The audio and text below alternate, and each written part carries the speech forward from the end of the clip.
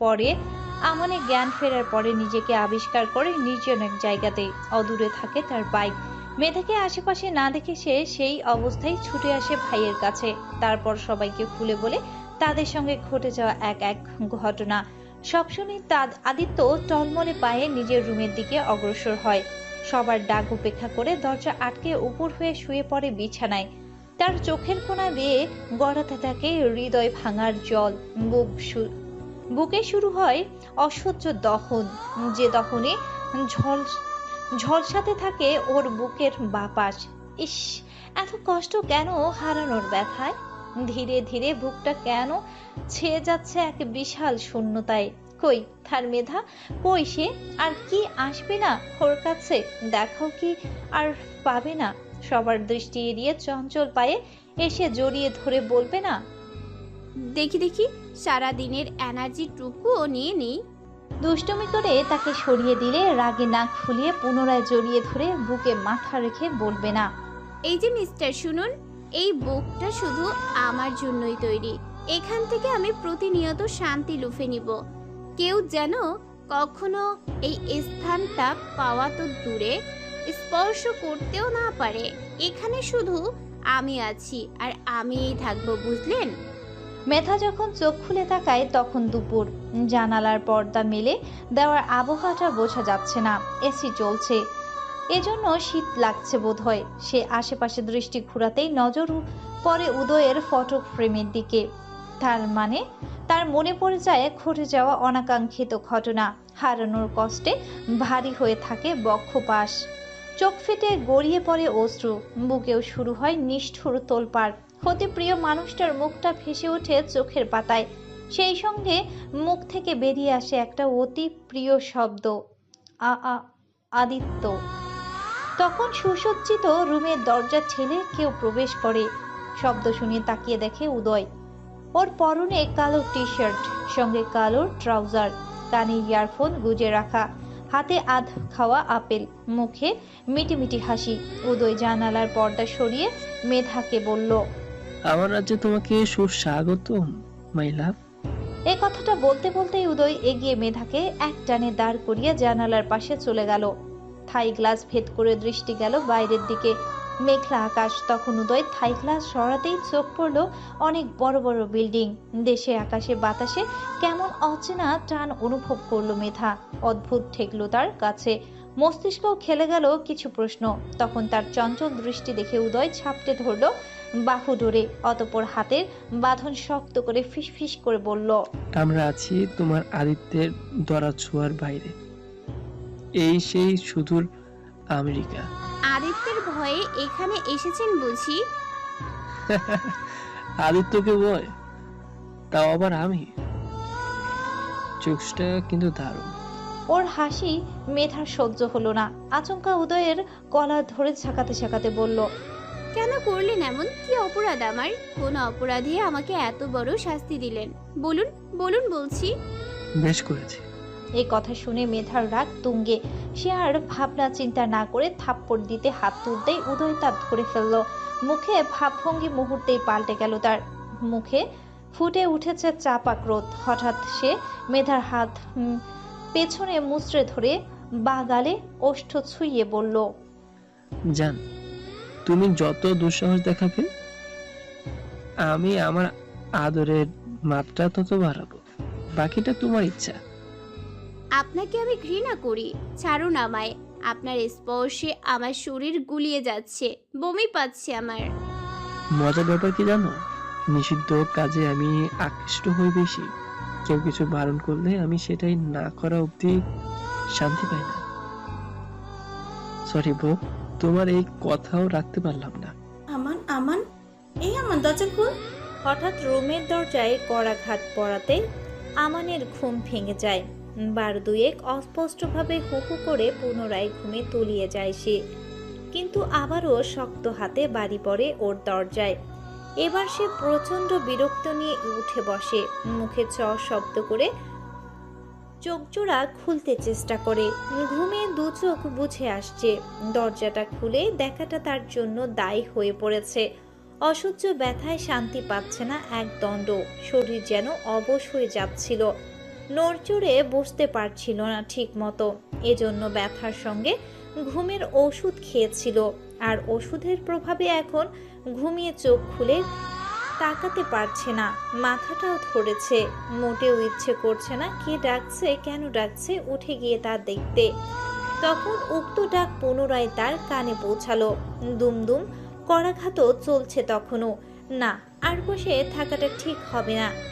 একথা ভেবে উঠে দরজা খুলতেই মায়ের মুখ দেখে হাসলো। অতঃপর কিছু বলার আগেই সীমা বেগম বললেন, আদিত্য এক্ষুনি তোমাকে ডাকছে, ওর রুমে যাও। কেন? জানি না, শুধু বললো ওর কথা আছে তোমাকে ডেকে দিতে। একটু পরে যাই আম্মু, শরীরটা ভীষণ খারাপ আমার। জরুরি না হলে আদিত্য নিশ্চয়ই তোমাকে ডাকতো না। কি বলে শুনে আসো। এমনিতেই ওর মন মেজাজ ভালো নেই না, মেধার কোনো খোঁজ দিয়েছে পুলিশ? তবে শীঘ্রই দেবো ইনশাআল্লাহ। ভাইয়া কিছু খেয়েছে? জ্বর এসেছিলে তা কমেছে? জ্বর কমেছে, তবে কফি ছাড়া কিচ্ছুটি মুখে তোলেনি। ও আচ্ছা, তুমি যাও, আমি গিয়ে দেখি কি বলে। একথা বলে আমান আদিত্যের রুমের দিকে পা বাড়ালো, আর সীমা বেগম চলে গেলেন নিজের কাজে। মনটা ভীষণ খারাপ ওনার। বাসাটা কেমন শূন্য শূন্য লাগছে। মেধার হাসি কানে বিচ্ছে না। চঞ্চল পায়ে এসে হাত ধরে টেনে বাগানের সদ্য ফোটা ফুল দেখাচ্ছে না। না খাওয়ার বাহানা দিচ্ছে না। চুলে বিলি কেটে দেওয়ার জন্য পেছন পেছন ঘুরছে না। হুট করে এসে হাউ করে চমকে দিয়ে খিলখিল করে হাসছে না। আদিত্যের বাবা পাকা চুল তুলে দিয়ে টাকার হিসাব নিয়ে ঝগড়া করছে না। প্রয়োজনীয় জিনিস না পেয়ে বাড়ি মাথায় তুলছে না। এত নিশ্চুপ বাসা উনি চায়নি। উনি সবসময় চায় ওনার বাসা হাসি খুশি সুখে ভরে থাকুক, কিন্তু বাসার হাসি যেন হঠাৎই হারিয়ে গেছে, মলিন করে দিয়েছে চারপাশ। একথা ভেবে উনি নিঃশব্দে কাঁদতে লাগলেন। মেধার বাবাকে কথা দিয়েছিল মেধাকে যত্নে রাখবে, ছোট বোনের শেষ স্মৃতিটুকু আজীবন নিজের কাছে রাখবে। কিন্তু হলো কই? দমকা এক ঝড়ে সব যে উল্টে পাল্টে গেল। সুখপূর্ণ সংসারে এখন সুখের অভাব। ওদিকে আদিত্যের দিকে তাকানো যায় না। ছেলেটা মুখ দেখলেই বুক ফেটে যায়। খাওয়া দাওয়া ছেড়ে দিয়েছে। তাছাড়া উনি অবগত আদিত্য মেধাকে ভীষণ ভালোবাসে। মুখচোরা স্বভাবের আদিত্য নিগুড় ভালোবাসায় প্রকাশ করতেও পারে না ঠিক মতো। তবে তার ভালোবাসার খাত নেই, আর না আছে স্বার্থের নির্মম। ছেলেটা শুধু অতি গোপনে ভালোবাসতে জানে, হাগলে রাখতে জানে, মেধার কষ্টে নিজেকে পুরাতে জানে। উনি আর ভাবতে পারছে না। চোখ জোড়া ঝাপসা হয়ে উঠেছে উনার। চোখের পানির রাস্তা দেখতে না পেয়ে সেখানেই বসে পড়েছে। মুখে আঁচল গুজে অঝরে কাঁদতে লাগলো। সেই সঙ্গে একটা কথা বারবার বলে যাচ্ছে, মেধা, মা আমার ফিরে আয় মা, তোকে ছাড়া আমরা ভালো নেই, তোর আদিত্য ভালো নেই রে, একটু ভালো নেই।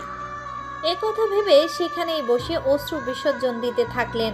সহধর্মিনীর মনের কথা বুঝে আদিত্যের বাবা নেত্রেও অশ্রু জমা হলো। মেধাকে উনি নিজের মেয়ের মতোই দেখেন, খুব ভালোবাসেন। এখন অবধি উনি সীমা বেগমকে বলেওনি। একটা রাজকন্যা ভীষণ শখ ওনার, যে রাজকন্যা নেচে গিয়ে পুরো বাসা ছাপিয়ে বেড়াবে। কত কি আবদার করবে উনার কাছে। মন মতো জিনিস না পেলে নাক ফুলাবে, ঠোঁট উল্টে কেঁদে দিবে, আরো কত কি। আদিত্য আমান হয়ে সীমা বেগমের জটিল সমস্যার কারণে উনাকে জরায়ু অপারেশন করতে হয়েছিল। ফলে চিরতরে মাতৃহারায় সীমা বেগম। একথা শুনে যদি সীমা বেগম ভেঙে পড়ে, কষ্ট পান, তাই কখনো রাজকন্যার কথা বলাও হয়নি। তবে উনার এই শখ পূরণ হয়েছে মেধার মাধ্যমে। মেধা এমন একটা মেয়ে, সবাই দেখে বলবে ভীষণ ভদ্র, তবে সে ভীষণ চঞ্চল দুষ্টু প্রকৃতির। আর ওর চঞ্চলতার সবাইকে বাধ্য করে ভালোবাসতে। মেধা নিখোঁজ হওয়ার পর থেকেই উনি নিজেও একদণ্ড বসে নেই, যথাসাধ্য চেষ্টা চালিয়ে যাচ্ছে খোঁজ নেয়ার। বড় ছেলের মুখে হাসি ফিরিয়ে না দেয়া অবধি উনি শান্তি পাচ্ছে না। বাবা হয়ে উনি সহ্য করতে পারছে না ছেলের মলিন মুখ, অশ্রু ভেজা টইটুম্বুর চোখ। হঠাৎ ফোনে কল আসাতেই উনার এসব ভাবনায় ছেদ ঘটল।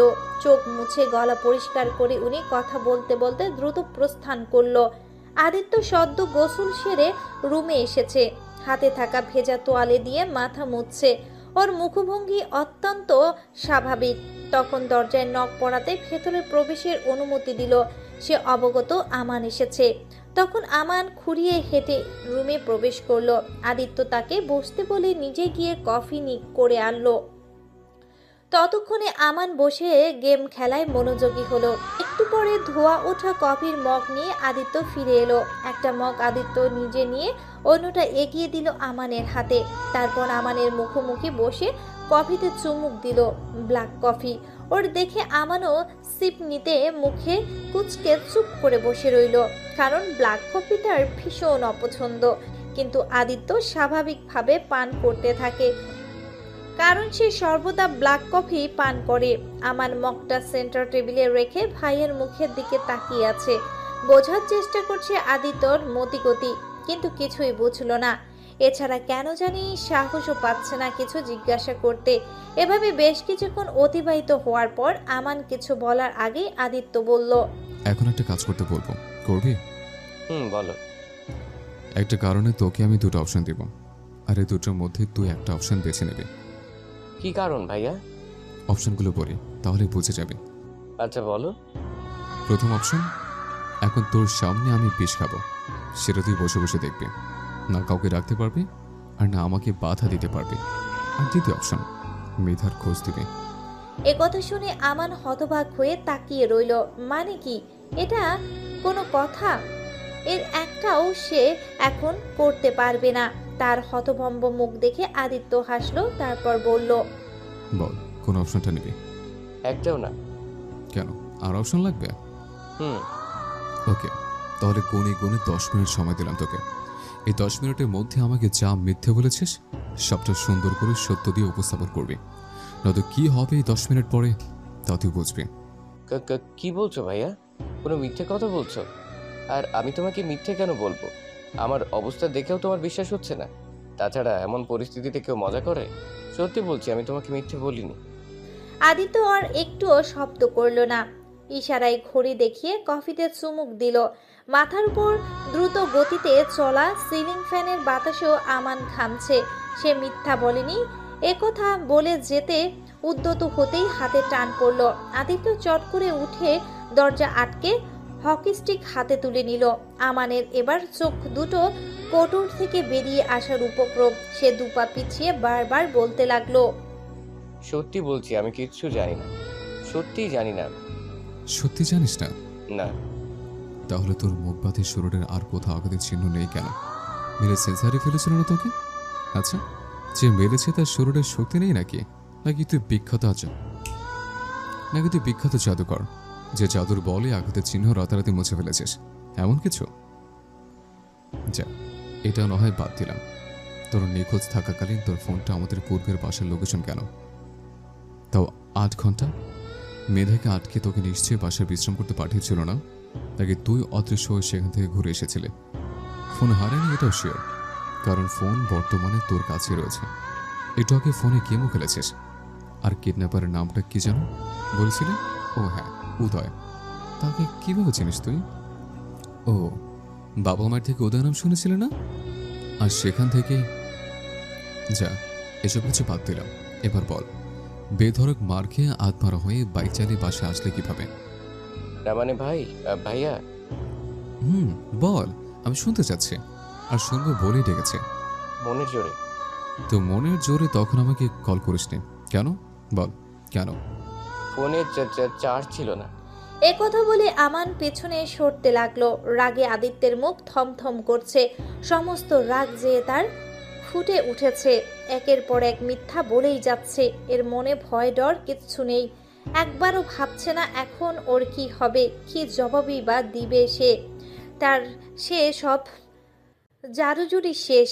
তবে আমান এটা বুঝে গেছে সে ধরা পড়ে গেছে। আদিত্য সবটা জেনে গেছে, নয়তো আদিত্য তাকে ডেকে এভাবে কথা বলতো না। এসব ভেবে আমান দুপা পেছনে পিছতেই যেতেই একটা ফুলদানি পড়ে গেল। ফুলদানির কাজ ছড়িয়ে গেল চারদিকে। আদিত্য তখনও হকি স্টিক হাতে ওর দিকেই তাকিয়ে আছে। সে মূলত দেখছে তার ভাইয়ের মিথ্যার দৌড় কত দূর। সে কতভাবে মন গড়া মিথ্যা বলতে পারে আর মিথ্যা দিয়ে সত্যকে চাপা দিতে পারে। তখন আমান পেছনে কাজ দেখে দাঁড়িয়ে গিয়ে আমতা আমতা করে বলল, না না মানে ভাইয়া আমি সত্যিই নির্দোষ, কেউ তোমাকে ভুল বুঝিয়েছে হয়তো। আদিত্য এবার আর নিজের রাগ সামলাতে পারল না। ওর হাতে থাকা হকি স্টিক দিয়ে মারতে থাকলো আমানকে, যার গায়ে কখনো হাত তুলেনি সে। বহুবার অন্যায় করার পরেও ছোট ভাই বলে ছেড়ে দিয়েছে, মাফ করেছে, কিন্তু আজকে সহ্যের সীমা ছাড়িয়ে গেছে। ছোট ভাই বলে আদরে আদরে বাদর তৈরি করেছে, সে বাদর লাই পেয়ে ঘাড়ে উঠে এখন কলিজায় থাবা মারছে। আদিত্যের রাগ চূড়ান্ত সীমায়। ওদিকে মার খেয়ে আমান চিৎকার শুরু করেছে, তার দেহে আঘাত করা হকি স্টিকের বাড়ি যে মাংস থেতলে দিচ্ছে, মারের জায়গাগুলো জ্বলে পড়ে যাচ্ছে, অসহ্য ব্যথা অনুভব হচ্ছে। মার থেকে বাঁচতে বার দুয়েক হকি স্টিক আটকে ধরে আমান। আদিত্য তাতে আরও রেগে যায়, ওর হাত থেকে তা ছুটিয়ে আবার মারতে থাকে। ওদিকে সীমা বেগম ঝাড়ুর হাতে রান্নাঘরের দিকেই যাচ্ছিল।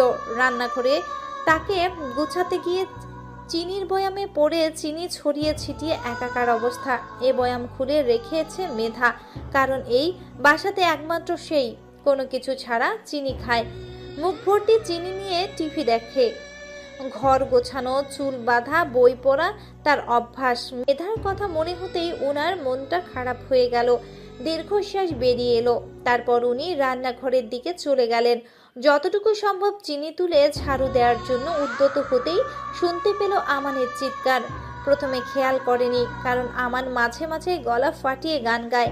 উনি প্রথমে তাই ভেবেছিল, কিন্তু যখন শুনতে পেলেন, আম্মু গো বাঁচাও, আম্মু আম্মু বাঁচাও, মরে গেলাম আম্মু, ভাইয়া আমি কিছু করিনি ভাইয়া। বলে প্রাণপণে চিৎকার করছে। সীমা বেগম ছেলের চিৎকার শুনে ঝাড়ু ছেলে ছুটলেন আদিত্যের রুমে, কারণ উনি তো পাঠালেন আমানকে আদিত্যের রুমে, আর আদিত্যই তো বলল জরুরি কথা আছে। আমানের চিৎকার শুনে উনি ব্যতিব্যস্ত হয়ে আদিত্যের রুমের দরজা ধাক্কাতে ধাক্কাতে বলতে লাগলো, আদিত্য বাবা, তোমার ভাইকে এভাবে মেরো না। কি করেছে সে বলো আমাকে। আদিত্য, আদিত্য। মায়ের কথা শুনে আমানের দেহে পানি ফিরে এলো, অর্থাৎ মা এসেছে, তাকে নিশ্চয়ই বাঁচাবে। একবার এখান থেকে বের হতে পারলে আর বাসাতেই আসবে না। মনে মনে এসব ভেবে উঠে দাঁড়াতেই আদিত্য সজোরে একটা বাড়ি দিল হাঁটুতে। সে পুনরায় কুকিয়ে উঠে বসে পড়ল মেঝেতে।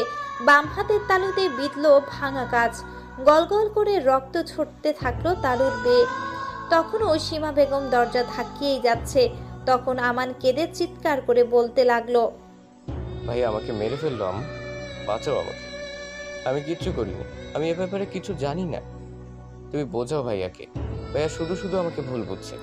আমানের এ কথা শুনে সীমা বেগম আদিত্যকে বললেন, বাবা মা শোন আমার, দরজাটা খোল বাবা। আমার কি করেছে বল আমাকে। সব শুনে আমি নিজে শাস্তি দেবো ওকে। তাও এভাবে মারিস না বাবা, ও মরে যাবে। আদিত্য ওনার কথা শুনেও শুনল না। মায়ের কান্না কানে পৌঁছালেও আটকে অটল হয়ে দাঁড়িয়ে রইল। ওর তীক্ষ্ণ দৃষ্টি নিবদ্ধ আমানের দিকেই। ওদিন সীমা বেগম কিছুই বুঝতে পারছে না। কিছুদিন আগেও তো সব ঠিক ছিল, হঠাৎ কি হলো? আর আমান চিৎকার শুনে মনে হচ্ছে আদিত্য খুব মারছে, তাও দরজা বন্ধ করে। তার মানে সে আবার কিছু ঘটিয়েছে, নয়তো আদিত্য হঠাৎ রেগে যাওয়ার ছেলে না। তাহলে কি মেধার নিখোঁজের পেছনে আমানের হাত আছে? সে কোনো কারণ মেধাকে কিডন্যাপ করিয়েছে? এ কথা ভাবতেই উনার বুক কেঁপে উঠল। উনি হতবাক হয়ে দরজার দিকে তাকিয়ে রইল। যদি এমন হয় তাহলে উনার সংসারটা আর জোড়া লাগানো সম্ভব হবে না। উনি জানেন আদিত্যের রাগ সম্পর্কে, ধৈর্য সম্পর্কে। তখন আবার আমান চিৎকার ভেসে এলো।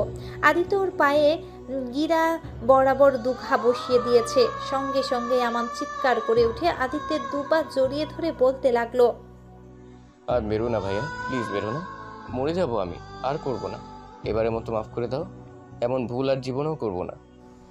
কি করবি না করবি ওটা পরের সাবজেক্ট। এখন বল, মেধা কোথায়, কোথায় রেখে এসেছিস তাকে? যেখানে ওদের কাহিনী ফেক, সেখানে ওদের কাছে থাকার প্রশ্ন আসে না। সময় আছে, মার খেয়ে মরতে না চাইলে সত্যিটা বল। তবে এবারও যদি মিথ্যা বলিস তাহলে ওয়াদা করছি তোকে মেরে আমি ছেড়ে যাব। দরজার বাইরে দাঁড়িয়ে সীমা বেগম এ কথা শুনতে পেলেন, আর শুনেই ধপ করে সেখানেই বসে পড়ল। অবশেষে এই দিনও দেখতে হলো।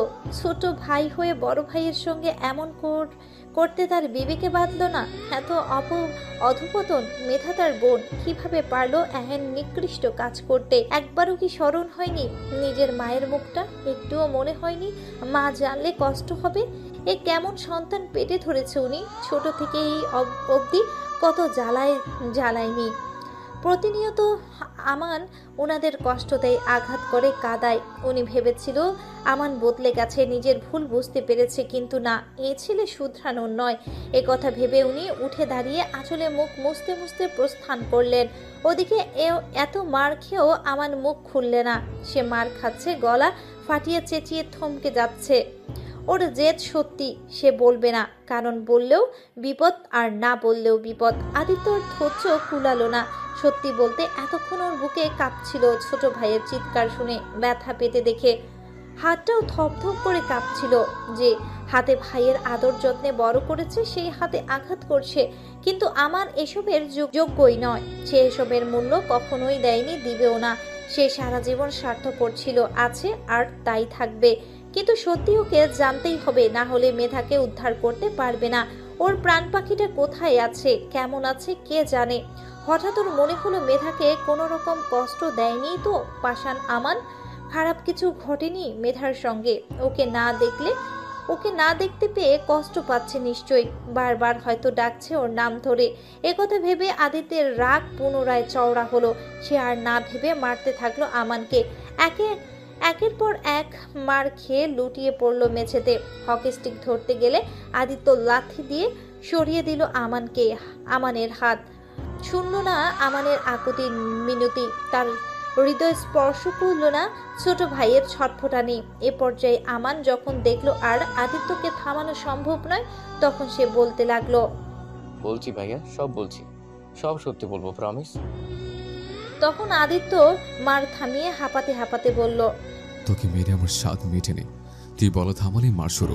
নে, এবার স্টার্ট কর। গরু পেটা করতে গিয়ে ঘামে ভিজে গেছে তার পুরো শরীর। নেত্রজোড়া হালকা লাল বর্ণ, কানের পাশ বেয়ে গড়িয়ে যাচ্ছে চিকন ঘাম। মেরুন রঙা টি শার্টে বুক পিঠ ঘামে ভেজা। আমান ভাইয়ের এহেন রূপ দেখে মুষড়ে পড়েছে। ওর এখন মনে হচ্ছে সে ভুল করেছে, এমন করাটা তার উচিত হয়নি। আদিত্যের শান্ত রূপ দেখে সে ভুলেই বসেছিল তার ভাই ভালোর সঙ্গে ভালো আর মন্দের সঙ্গে কাল।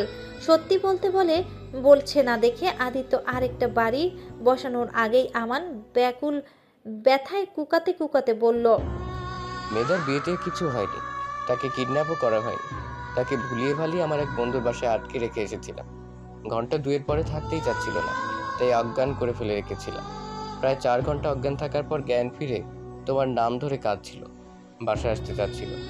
জেদ করে কিছু খাচ্ছিলও না, এমনকি পানিটুকু গিলাতে পারিনি। যখন সম্ভব হচ্ছিল না, তখন আমার বন্ধু মেধাকে বলেছে সে আর দেশে নেই, তাকে সে কিডন্যাপ করে আমেরিকা নিয়ে এসেছে। আর তাকে কিডন্যাপ করার 10 দিন পেরিয়ে গেছে।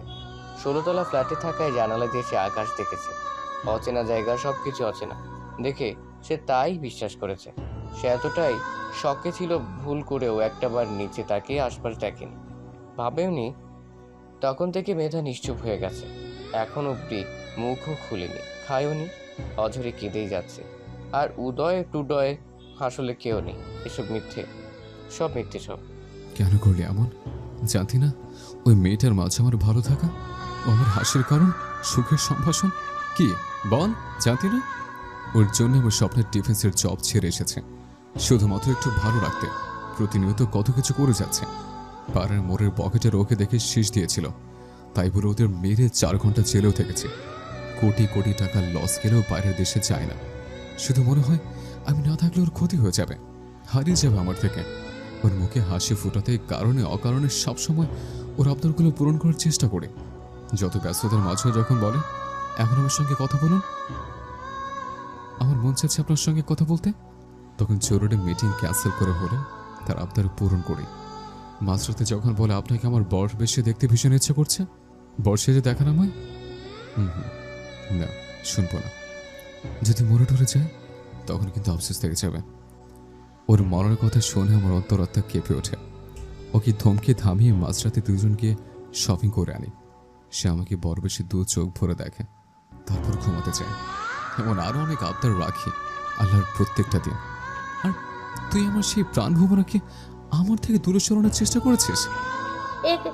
এতটুকু বলেই আদিত্য হাতে থাকা হকি স্টিক ছুঁড়ে ফেলে। সেটা গিয়ে লাগে ড্রেসিং টেবিলের কাছে, ঝরঝর করে শব্দ করে ভেঙে পড়ে কাচের আয়না। ড্রেসিং টেবিলে সাজানো সমস্ত কিছু লণ্ডভণ্ড হয়ে যায়। দু একটা কাজ ছিটকে এসে বিধে আদিত্যের ডান হাতে পায়ে। সে তবুও নড়ে না, আহ করে ব্যথাতুর শব্দটুকুও করে না। ভাইয়ের কাজে সে খুব ব্যথিত। আদিত্য আর কিছু না বলে চোখ ভর্তি অশ্রু মুছে নেয় বাহুতে, তারপর কান্না ভেজা কণ্ঠে বলল, পৃথিবীতে কোনো ভাই এই অভিশাপ হয়তো কোনো ভাইকে দেয়নি, তবে আজ আমি তোকে দিচ্ছি। তোর জীবনের প্রেম আসুক, কাউকে যেন ভীষণ ভালোবাসতে পারিস, বুঝতে পারিস প্রেমের মর্ম, গভীরতা, নিগৃহীর ভাবে উপলব্ধি করতেও সক্ষম হোস প্রিয়ের স্থানটা বুকে ঠিক কোন পাশে। সে সঙ্গে বিশুদ্ধ ভালোবাসা মিশে যাক তোর এই রন্ধ্রে রন্ধ্রে। বুকের বাপাসটায় গেঁথে যাক অতি প্রিয় একটি নাম, যার সামান্য ব্যথাতে তুই কাতরাতে পারিস, ছটফট করতে পারিস, যার চোখের পানি দেখে তোর নিজেকে পাগল পাগল মনে হয় যে কোনো কিছুর বিনিময়ে তার আবদারটা পূরণ করে। তবুও সে হাসুক, ভালো থাকুক, তার হাসিতেই তোর সর্বসুখ। ঠিক সেদিনে বুঝবি আমার ঠিক কোথায় আঘাত করেছিস তুই, কতটা কষ্ট যন্ত্রণায় মুহূর্তগুলো কাটিয়েছি আমি। আজকে যেমন এই কষ্ট আমি তোর পাচ্ছি, একদিন তুইও তার পাবি। আর আমি আদিত্য এই কথা এই জায়গাতে বলে যাচ্ছি, ঠিক সেদিনই আমি তোর সঙ্গে কথা বলবো, এর আগে আর নয়। মেধাকে কিডন্যাপ কেন করেছিস, কোন স্বার্থে করেছিস তার জানতে চাই না। এর চলে মেরে লাশ ভাসিয়ে দিস, নয়তো মেরে গুম করে দিস, আর খোঁজ নিব না, জানতেও চাইব না। সে সঙ্গে এটাও ভুলে যাস আদিত্য তোর কাছে মৃত, আর তুই নিজের হাতে তোর ভাইকে মেরে ফেলেছিস। শুনবে না কেন? কি করেছি? ইচ্ছে নেই। আদিত্য তার কথা শেষ করে চলে যাচ্ছিল। তার কিছু বলার নেই, কি বা বলবে খুঁজেই পাচ্ছে না। ভীষণ এলোমেলো সে। একদিকে মেধা, অন্যদিকে ভাইয়ের প্রতারণা, এসব মিলিয়ে বুক সহ্যহীন ভাবে জ্বলছে। ভীষণ কষ্ট হচ্ছে, হওয়াটাই বুঝি স্বাভাবিক, কারণ বুকের স্থান দেয়া মানুষগুলো যখন বুকে আঘাত করে তখন ভীষণ ভীষণ লাগে। এতটা লাগে যা বলে প্রকাশ করার মতো না। ঠিক যেভাবে আমান তাকে দিয়েছে, তারই চোখের সামনে থেকে মেধাকে নিয়ে গিয়ে আটকে রেখেছে, যেটা ছিল ওর কল্পনাতীত। অহেতুক কষ্ট দিচ্ছে ওদেরকে, মন গড়া কথা ছলে মিথ্যের উপর মিথ্যে বলে ধোঁকা দিয়ে গেছে প্রতিনিয়ত, যেটা সবচেয়ে বেশি আঘাত করেছে ওকে। এমনকি স্বার্থের বশে ভালো মন্দের তফাতও দেখেনি আমান। একবারও ভাবল না মা ও ভাইয়ের কথা, ভাবেনি তিল তিল করে গড়া ওদের পরিবারের সম্মানের কথা। তার বিবেকে বাঁধেনি এতিম মেয়েটার সঙ্গে এমন কিছু করতে। সেও তো ভাই বলে বিশ্বাস করে তার সঙ্গে গিয়েছিল, অথচ আমান আজ কথা বলতেই হচ্ছে। আমান সত্যিই না ভালো ভাই, আর না ভালো ছেলে, আর না ভালো একজন মানুষ। সব দিক থেকে সে শূন্যের কোঠায়, সেই সঙ্গে বিশ্বাসের যোগ্যতা না। এসব ভেবেই আদিত্য আমানের কথা উপেক্ষা করে চোখ মুছে পা বাড়াতেই শুনতে পেল, 1.5 কোটি টাকা ঋণ করে ফেলেছি আমি। ঠিকই শুনেছ, 1.5 কোটি টাকা। একথা শুনে আদিত্য থমকে দাঁড়িয়ে পড়ল। সে হতবাক হয়ে ঘুরে তাকালো আমানের দিকে। আমান ততক্ষণে উঠে মেঝেতে হেলান দিয়ে বসেছে, তার দৃষ্টি সামনে পড়ে থাকা কাচের দিকে। আদিত্যের চোখের দিকে তাকানোর সাহস হয়নি, তাই দৃষ্টি নত রেখে বলতে লাগলো, এত টাকার ঋণ থেকে মুক্তির পথ জানা নেই আমার। দিনে দিনে এতগুলো টাকা ঋণ করে ফেলেছি। এই টাকার জন্যই নানান সমস্যার সম্মুখীন হতে হচ্ছে প্রতিনিয়ত। উঠতে বসতে পাওনাদারীদের কথা শুনতে হচ্ছে। আমি নেশা খাওয়ার এ কথা মানতে বিন্দুমাত্র দ্বিধা নেই আমার। নেহাত মজার চলে 1 কি 2 দিন নেশা করতাম আগে, কিন্তু এটা কিভাবে যেন খুব প্রিয় হয়ে উঠল। ধীরে ধীরে আসক্ত হয়ে পড়লাম এতে। এই নেশার ঝোঁক ধীরে তীব্র মাত্রায় বাড়তে থাকলো। পূর্বে 1000 টাকার নেশাতে হতো, এখন সেটা লাখ টাকায় নেমেছে। নেশাখোর নেশা নিবেই, এটা চিন্তা করে যার থেকে নিতাম দ্বিগুণ দাম নিত আমার থেকে। নেশা উঠলে কাটা মুরগির মতো ছটফট করতাম, তখন মাথা কাজ করতো না, তার নির্ধারিত দামেই রাজি হয়ে যেতাম। কখনো কখনো বাবা মায়ের সঙ্গে অশান্তি করে টাকা চুরি করেও নেশা করতে হয়েছে, বাধ্য হয়েছি, করেছি। যখন তুমি নেশার কথা জেনে গেলে তখন আমার হাতে আর কিচ্ছু করার ছিল না। তোমার কথা না শোনাতে তুমি কথা বলা বন্ধ করে দিলে, বন্ধুরা এই কথা জেনে বুদ্ধি দিল এক নেশা কাটাতে আর এক নেশার সাহায্য নিতে। পরে মেয়ে, তুমি এটাও জেনে গেলে আমার মুখ দেখাও বন্ধ করে দিলে। কিন্তু আমি সত্যি বলছি ভাইয়া, আমি বহুবার চেষ্টা করেছি, তবে ব্যর্থ হয়েছি। তাছাড়া ভালো হয়ে যাব বললেই তো আর একটা নেশাখোর ভালো হতে পারে না। হঠাৎ নেশা ছাড়া তার পক্ষে সম্ভবও হয়ে ওঠে না। কারণ যখন নেশা উঠে তখন আমি নিজের মধ্যে থাকি না, মাথাতে কাজ করে না, সব কিছু তুচ্ছ মনে হয় যে কোনো মূল্যে আমার নেশাদ্রব্য চাই। নেশাই জীবন। আমার ক্ষেত্রেও তাই ঘটেছে। আর বাকিতে খেতে খেতে এত টাকা ঋণ হয়ে গেছে, এখন টাকা না দিলে সেটাও আর দিচ্ছে না। তুমি আর বাবা এমনি এমনি তো আর টাকা আমাকে দিতে না। অশান্তি করে যা পেতাম তাতেও কাজে আসতো না, তাই মেধাকে টোপ হিসেবে ব্যবহার করে মোটা অঙ্কের কিছু টাকা হাতাতে চেয়েছিলাম। যদিও মেধার ক্ষতির চিন্তা ভাবনাতেও ছিল না আমারও তো বোন হয়, তাই না? তাছাড়া এই কাজ বাইরের কারোর সঙ্গে করতে গেলে খুব রিস্ক হয়ে যেত, পুলিশের ঝামেলা পোহাতে হতো। এসব ভেবেচিন্তে বন্ধুরা বলল মেধাকে কিডন্যাপ করা সবচেয়ে ভালো হবে। টাকা হাতে পেয়ে গেলে পরে তোমাকে জানালে তুমিও মেনে নিবে। আমিও তো জানি তুমি আমাকে খুব ভালোবাসো, তাই এই কথা ভালো ভেবেই সিদ্ধান্ত নিয়েছি। ভালোবাসার মূল্য এত দারুণভাবে শোধ করলে? ভাইয়া কষ্ট পেও না, আর কখনো এমন করবো না। বিশ্বাস করো, নিরুপমা হয়ে এই কাজ করতে বাধ্য হয়েছি। প্লিজ মাফ করো আমাকে, তোমার পায়ে পড়ি ভাইয়া, বাঁচাও আমাকে। বাঁচতে চাই আমি আমি এক্ষুনি তুষারকে বলে দিচ্ছি মেধাকে বাসায় পৌঁছে দিতে। তুমি চিন্তা করো না, মেধা এই ঠিক আধা ঘন্টার মধ্যেই বাসায় পৌঁছে যাবে। তাই? মেধা আমার বন্ধুর বাসায় আছে, দাঁড়া ফোন দিচ্ছি। তোর কি মনে হয় তোর বন্ধুর বাসায় থাকলে এখানে আর এক মুহূর্ত থাকতাম আমি? মানে তোর বিশ্বস্ত বন্ধু তোর উপর উঠো চাল চেলেছে। সে মেধাকে নিয়ে ঢাকার বাইরে চলে গেছে, তোর বিশ্বাসের ধারা নিছে।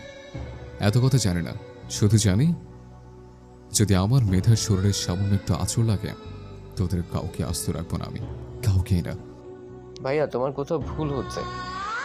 ভাইয়া। আমান কথা শেষ করতেই আদিত্য দ্রুত স্থান ত্যাগ করলো। ভুলেও আর পেছনে ফিরে তাকালো না। কথা বলা তো দূর, ওর যাওয়া দেখে আমান তাকে ডাকতেই থাকলো।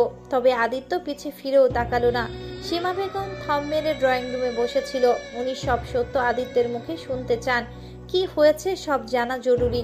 আদিত্য নামতে দেখে উনি কিছু জিজ্ঞাসা করতে উদ্যত হলে তার আগেই আদিত্য ফোন কল আসলো। আদিত্য কলটা রিসিভ করে চুপ থেকে তারপর পাশের ব্যক্তির কথা শুনে দৌড়ে বেরিয়ে পড়ল। ওর যাওয়ার দেখে সীমা বেগম হতবাক তাকিয়ে রইল। ওদিকে আমান ফোন হাতে নিয়ে তুষারকে কল দিতেই আছে, কিন্তু সে যতবারই কল দিচ্ছে ফোন সুইচ অফ বলছে।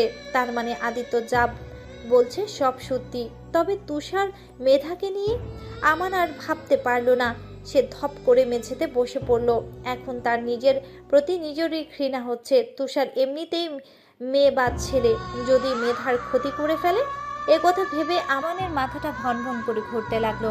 চোখের পাতায় ভেসে উঠল মেধার মায়া মুখশ্রী, কানে বেজে উঠল তার খিলখিল করে হাসার শব্দ। আমার আর ভাবতে পারল না। বহু কষ্টে উঠে খোঁড়াতে বেরিয়ে পড়ল বাসা থেকে। বিপদের সময় ভীষণ দীর্ঘ হয়, তাতে ঠেলেও যেন পার করা যায় না। ঘড়ির কাঁটা চলতে চলতে রাত পেরিয়ে গেছে, কিন্তু এখনো কোনো খোঁজ পাওয়া যায়নি। সীমা বেগম ছেলেকে ফেরার অপেক্ষায় ড্রয়িং রুমে বসে আছে। নেত্র জোড়া জলের টইটুম্বুর, মলিন মুখ। আদিত্যের বাবা বারবার বলেও উনাকে রুমে নিয়ে যেতে পারেনি, এটাও বোঝাতে পারেনি উনি অসুস্থ। এমন করলে আরও অসুস্থ হয়ে পড়বে। এভাবে ভোর হলো, সকাল হলো, ধীরে ধীরে বেলাও গড়াতে থাকলো। কাজের বুয়া এসে সকল কাজ সেরে নাস্তা বানিয়ে চলেও গেল। নাস্তা পড়ে রইল টেবিলের উপরে। না আছে কারো খাওয়ার ইচ্ছে, আর না কর্মক্ষেত্রে যাওয়ার তাড়াহুড়ো। সীমা বেগম সোফাতে বসে নিজের ভাবনায় মগ্ন। তখন মনে হলো বাসার কারো গাড়ি ঢুকছে।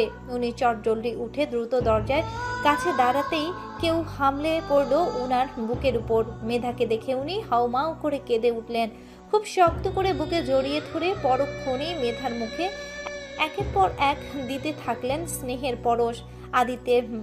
আদিত্যের বাবা বের হয়ে এই দৃশ্য দেখে এগিয়ে এলেন। ছলছল নেত্রে তাকিয়ে মেধার মাথায় হাত বুলিয়ে দিলেন। তখন আদিত্য উনাদের পাশ কাটিয়ে উপরে চলে গেল। না, একটু শব্দও করলো না, না কাউকে কিছু বলার সুযোগটুকু দিল। সীমা বেগম মেধাকে বসিয়ে পানি নিয়ে আসতেই আদিত্যের নিচে নামতে দেখা গেল। তার হাতে কালো রঙের একটা ফাইল। আদিত্য নিচে নেমে সরাসরি ওর মায়ের হাতে ফাইলটা দিয়ে বলল, আমি মেধাকে নিয়ে চলে যাচ্ছি, আর এক মুহূর্তে থাকা আমার পক্ষে সম্ভব না। এই ফাইলটা আমাকে দিয়ে দিও, আসছে। সীমা বেগম প্রত্যুত্তরে কিছু বলার ভাষা খুঁজে পেল না। আদিত্য মেধার হাতটা শক্ত করে ধরে হাঁটতে গেলে মেধা চট করে দাঁড়িয়ে গেল। না বোধক মাথা নাড়ল, অর্থাৎ যাবে না সে। তখন আদিত্য তার মুখের দিকে তাকিয়ে শান্ত কণ্ঠে বলল, যদি এই মুহূর্তে আমার সঙ্গে না যাও তবে চিরতর হারাবে আমাকে। এবার সিদ্ধান্ত তোমার। আদিত্য, আমি বাড়তি কথা শুনতে ইচ্ছুক নই। তাই বলে বাসা থেকে চলে যাবেন? থাকো তবে। একথা শুনে মেধা ছলছল দৃষ্টিতে মামুনির দিকে তাকালো। সে দ্বিধা দ্বন্দ্বে ভুগছে। একদিকে মামুনি, অন্যদিকে অতি প্রিয় মানুষটা। কি করবে বোধগম্য হচ্ছে না। যার জন্য এত লড়াই, তাকে ছাড়া থাকবে কিভাবে, দিনই বা কাটবে কি করে? সে যে ভীষণ ভালোবাসে মানুষটাকে। আদিত্য মেধার দিকে না তাকিয়ে হাঁটা ধরতেই হাতে টান পেল। মেধা ছলছল চোখে তাকিয়ে আছে তার পানে। আদিত্য ওর হাতের মুঠো থেকে শার্ট ছুটাতেই মেধা শব্দ করে কেঁদে দিল। ঘাড় ঘুরিয়ে সীমা বেগমকে বিচার দিল, মামুনি কিছু বলো প্লিজ। একথা শুনে সীমা বেগম হাসলেন। কিঞ্চিত অবাকও হয়নি তিনি। এমন কিছুই ঘটবে উনি যেন আগে থেকেই জানতেন। আদিত্য মেধার হাত থেকে হাত ছুটাতেই তখন সীমা বেগম বললেন, যাচ্ছ যাও, তবে কষ্ট করে আর 1 ঘন্টা থেমে যাও। কেন? কিছু কাজ বাকি আছে, আশা করি 1 ঘন্টায় খুব একটা ক্ষতি হবে না তোমার। আদিত্য মায়ের কথায় কোনো জবাব না দিয়ে সোফায় গিয়ে বসলো, অর্থাৎ থেমে যাবে। ওকে বসতে দেখে মেধার মুখে হাসি ফুটলো। সে কিছু বলতে গেলেই আদিত্য মুখটা ঘুরিয়ে নিল। তখন সীমা বেগম জলদি আদিত্যের বাবাকে ডেকে কিছু বলে বাইরে পাঠালেন। তারপর মেধাকে ডেকে নিজের রুমে নিয়ে গেলেন। যাওয়ার আগে আদিত্যকে বলে গেলেন একটা পাঞ্জাবি পরে আসতে, কিন্তু আদিত্য গেল না, সেখানে সেভাবেই বসে রইল। ঠিক 15 মিনিটের মধ্যে আদিত্যের বাবা একজন কাজী ডেকে আনলেন। সীমা বেগমও মেধাকে লাল শাড়ি পরিয়ে খুব সুন্দর করে সাজিয়ে আনলেন। তাকে বসালেন আদিত্যের পাশে। বড় মামা আসতে রাস্তায় উনি।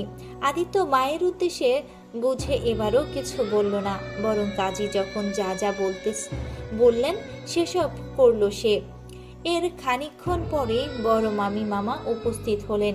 নিকট আত্মীয়রাও চলে এলেন জরুরি তলবে। তারপর সকলের উপস্থিতিতে তাদের শুভ পরিণয় সম্পূর্ণ হলো। বৈধভাবে তারা জুড়ে গেল একে অন্যের সাথে।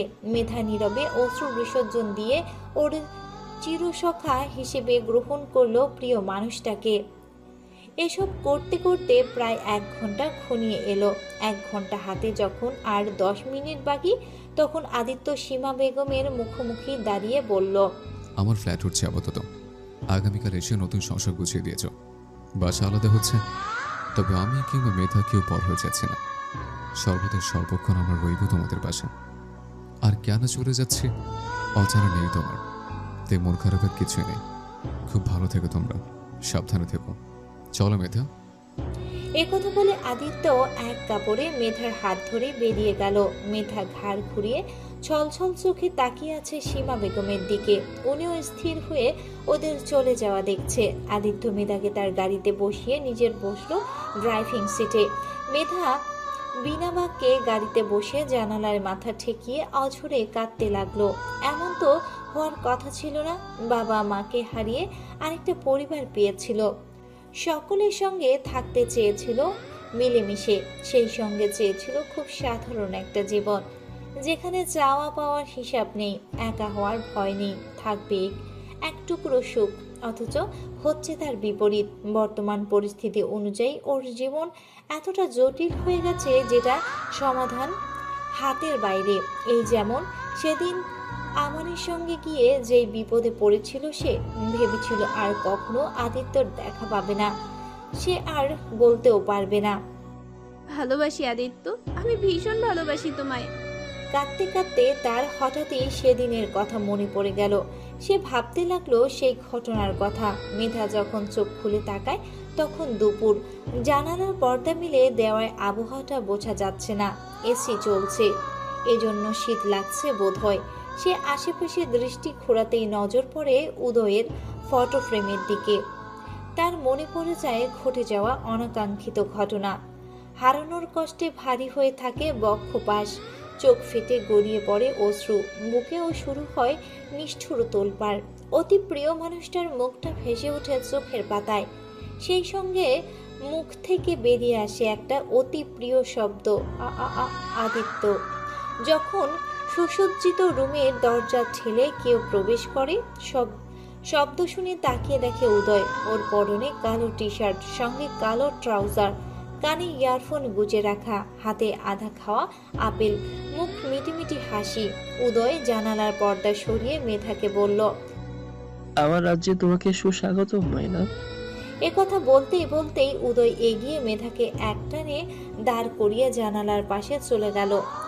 থাই গ্লাস ভেদ করে দৃষ্টি গেল বাইরের দিকে, মেঘলা আকাশ।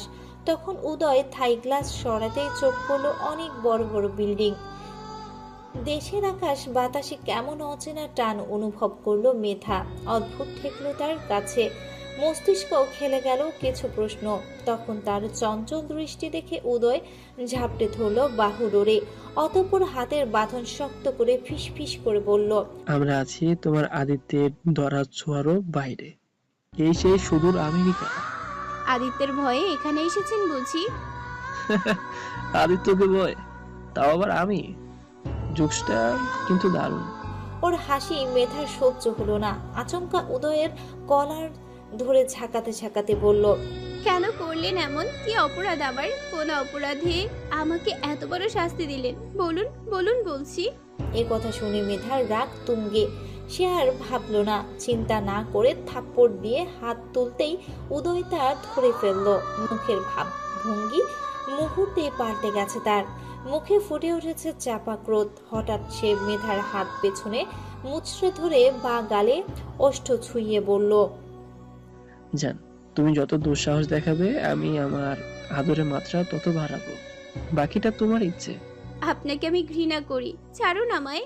আপনার স্পর্শে আমার শরীর গুলিয়ে যাচ্ছে, বমি পাচ্ছে আমার। মজার ব্যাপার কি জানো, নিষিদ্ধ কাজে আমি আকৃষ্ট হই বেশি। কেউ কিছু বারণ করলে আমি সেটাই না করা অব্দি শান্তি পাই না। সরি ব্রো, তোমার এই কথাও রাখতে পারলাম না। উদয়ের কথা শুনে মেধা স্থির হয়ে দাঁড়িয়ে ভাবতে থাকে। সে বুঝে গেছে জোর খাটিয়ে কিছু করা যাবে না, এখানে বুদ্ধির খেল দেখাতে হবে।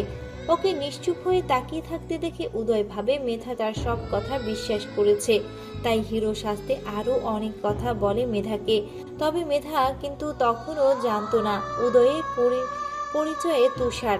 তখন তুষারের ফোনে কল আসে। তুষার মুখ ফসকে বলে ফেলে, হ্যাঁ তুষার বলছি, বলুন। একথা শুনতেই মেধার সন্দেহ প্রবল হয়, তাও সে কিছু বলে না। মন মরা হয়ে বসে থাকে রুমের এক কোণে। পরে তুষারের সেই ভাড়া করা ফ্ল্যাটে তারা এক বন্ধু মেধাকে দেখতে আসে। মেধা তখন ঘুমের ভান ধরে শুয়েছিল। ওর বন্ধু তুষারকে বলে, আমানের বোনটা কিন্তু দেখতে চস, তবে আমার শালা আসলে গাধা, নয়তো এত সুন্দর মেয়েকে এভাবে রেখে যায়। আমরা তো মাল খেয়ে টাল হয়ে পড়ে থাকি, কখন কি ঘটিয়ে ফেলি বলা যায়। ঘটনা ঘটাবো বলেই তো আমানের চোখ ফাঁকি দিয়ে অন্য জায়গায় এনেছি মাম্মা। ইউটিউব দেখে হিরোদের মতো কতগুলো বুলি আরো শুনেছি। চুপ চুপ, এসব কথা বলবি না, শুনে নিলে ঝামেলা হবে। তা ঠিক। আচ্ছা শোন, ওইদিকের খবর শুনেছিস? আমানের ভাই আদিত্য। ওদের বাকি কথা শুনতে পারেনি। তারা কথা বলতে বলতে রুম থেকে বেরিয়ে যায়। আর তখনই সে জানতে পারে এরা কে এবং তাদের উদ্দেশ্য কি। পরে ঘন্টার পর ঘন্টা কাটানোর পর সে এক শীতল হাতের স্পর্শ পায়, কেঁদে ফুলে ওঠে। নেত্র ফুলে তাকাতেই দেখে আদিত্য। আদিত্যকে দেখে সে হামলে পড়ে তার বুকে, গলা জড়িয়ে ধরে বুকে মুখ লুকিয়ে ভাসিয়ে দেয় আদিত্যের বুক। আদিত্য খুব শক্ত করে জড়িয়ে রাখে তাকে। অনেক কষ্টে সে মেধার খোঁজ পেয়েছে। তারপর তারা রুম থেকে বের হতেই দেখে আমান বেধড়ক মারছে তাদের বন্ধুদের। সেটা দেখেও আদিত্য কথা বলেনি, দাঁড়ায়নি। আর এক মুহূর্ত মেধাকে নিয়ে সোজা চলে আসে বাসায়। মেধার এসব ভাবনায় ছেদ ঘটল গাড়ির হর্ন শুনে। সে মুখ তুলতেই আদিত্য বলল, কানাঘাটের কি হলো বুঝলাম না। সব মেয়েরা চেয়ে বরকে নিয়ে আলাদা থাকতে, দুজনে টোনোটনির সংসার পাততে, শ্বশুর শাশুড়ি দেবর ননদনের ঝামেলা থেকে মুক্তি পেতে। তুমি সব যাওয়ার আগে পেয়ে গেলে, তাহলে বোকার মতো কাছো কেন? হ্যাঁ, এখন তোমার উচিত বরকে নিয়ে চটিয়ে প্রেম করা, রোমান্সের রসে তলিয়ে যাওয়া। মেধা জবাব দিল না, বরং সিটি হেলান দিয়ে বাইরে দৃষ্টি নিক্ষেপ করলো। ওকে মনমরা দেখে আদিত্য বলল, রজনীগন্ধা, গোলাপ আর কোন কোন ফুল আনবো? ফুল? ফুল কি করবেন? বলে কি মেয়ে, রুম সাজাতে লাগবে না? কি আশ্চর্য, রুম সাজাবেন কোন দুঃখে? দুঃখ না রে পাগলি, সুখে। এই পরিস্থিতিতেও সুখ কিলবিল করছে আপনার মনে? সুখী মানুষের মনে সুখ কিলবিল করা স্বাভাবিক। শুনি কোন সুখের ঠেলায় ফুল কিনবেন? আজ আমাদের ফার্স্ট নাইট, রুমে না সাজালে কিভাবে হবে? বিয়ে যখন করেছি বাসর তো। আদিত্য তার কথা শেষ না করলেই মেধা দেখে চোখ বড় বড় করে তাকিয়ে আছে। আদিত্য তার কথা শেষ না করতেই দেখে মেধা চোখ বড় বড় করে তাকিয়ে আছে। তাকে আরেক দফা অবাক করতে সে সত্যি সত্যি গাড়ি থামিয়ে অনেকগুলো ফুল কিনে আনলো। সব ফুল এনে রাখলো মেধার কোলে। রজনীগন্ধা, গাঁধা সহ লাল, সাদা, হলুদ এবং গোলাপি রঙের গোলাপও এনেছে। সত্যি বলতে গোলাপ মেধার ভীষণ পছন্দের ফুল। তবে এই মুহূর্তে ফুল দেখে খুশি হতে পারল না সে, কারণ তার মনের মধ্যে চলছে নানান চিন্তা। চোখে ভাসছে সীমা বেগমের কান্নারত মুখখানা। এক কথায় বলতে সে এই মুহূর্তে ক্ষিপ্ত মেজাজে আছে। কিচ্ছু ভালো লাগছে না তার। সব দোষ আদিত্যের। কি দরকার ছিল শুধু শুধু বাসা থেকে বেরিয়ে আসা? যা হওয়ার তা তো হয়েই গেছে। আর যা ঘটিয়েছে আমান তাতে অনুতপ্ত, যা ওর নজরেও পড়েছে। যখন ওর সঙ্গে তার দেখা হয়েছিল আমান পারেনি দৃষ্টি তুলে কথা বলতে।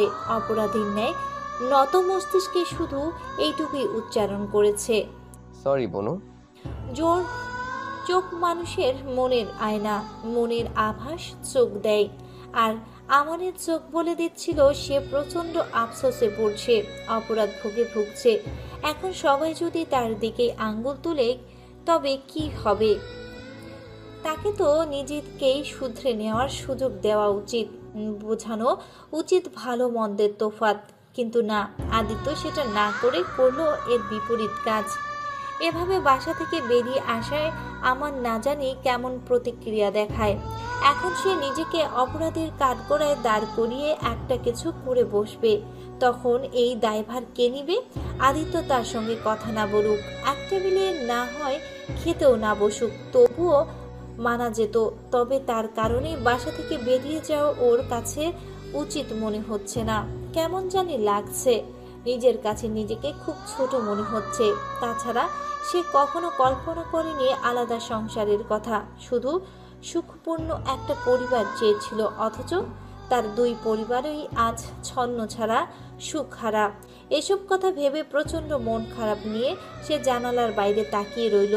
এখন ওর মনে হচ্ছে আদিত্যের একটা খামচি মেরে শার্টের কলার ধরে টানতে টানতে বাসায় ফিরে নিয়ে যেতে। প্রয়োজনে 2-4 থাপ্পড় খেলেও না হয়, কিন্তু এটা সে চাইলেও করতে পারবে না, কারণ আদিত্যের সঙ্গে পেরে ওঠা ওর পক্ষে সম্ভব নয়। মেধাকে নিশ্চুপ দেখে তখন আদিত্য বলল, বাসার ঘর সাজাতে আর কি কি যেন লাগে? মানে আজ আমাদের ফার্স্ট নাইট, সেজন্য রুম সাজাবো। এখন তুমি বলো, রুম সাজাতে কি কি লাগবে? ফুল, বেলুন, ক্যান্ডেল আর কি? ওর কথা শুনে মেধা হতভম্ব হয়ে শুধু তাকিয়ে রইল। এহেন পরিস্থিতিতে এই লোক বাসর ঘর নিয়ে পড়ে আছে। কিভাবে বাসর ঘর সাজাবে এই পরিকল্পনায় ব্যস্ত সে।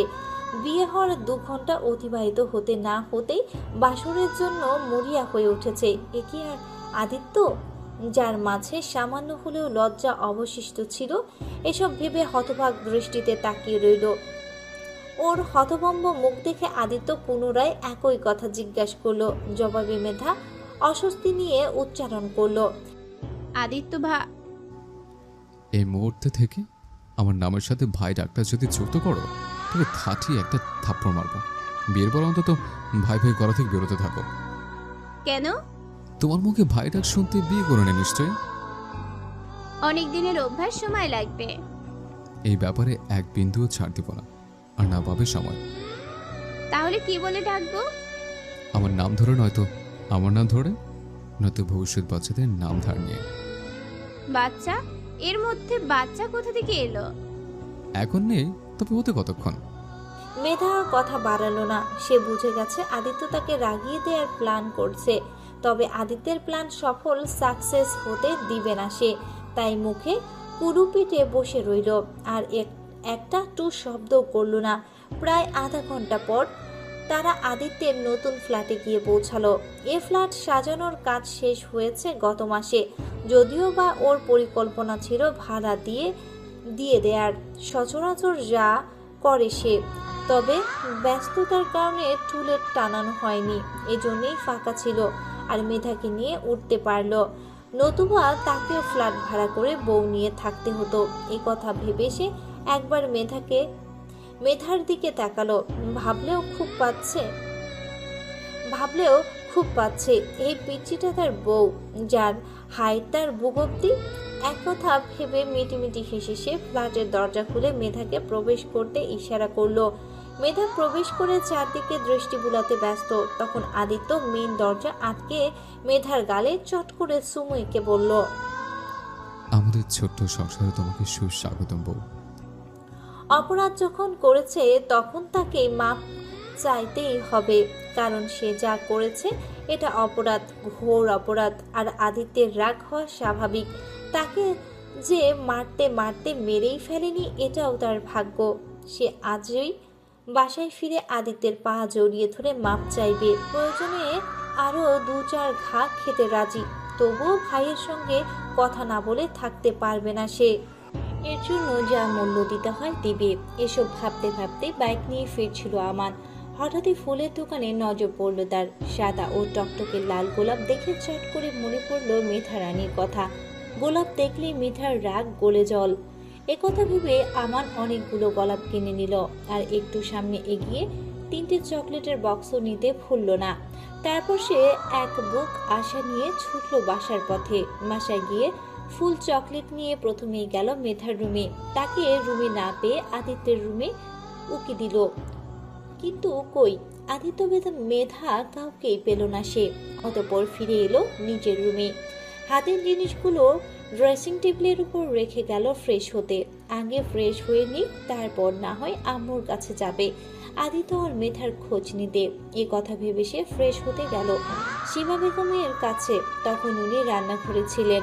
ওকে ফিরতেই দেখছেন আমান রান্নাঘরে গিয়ে মাকে জড়িয়ে ধরে বেশ কয়েকবার সরি বলল। এমন ভুল আর জীবনেও করবে না ওয়াদা করলো।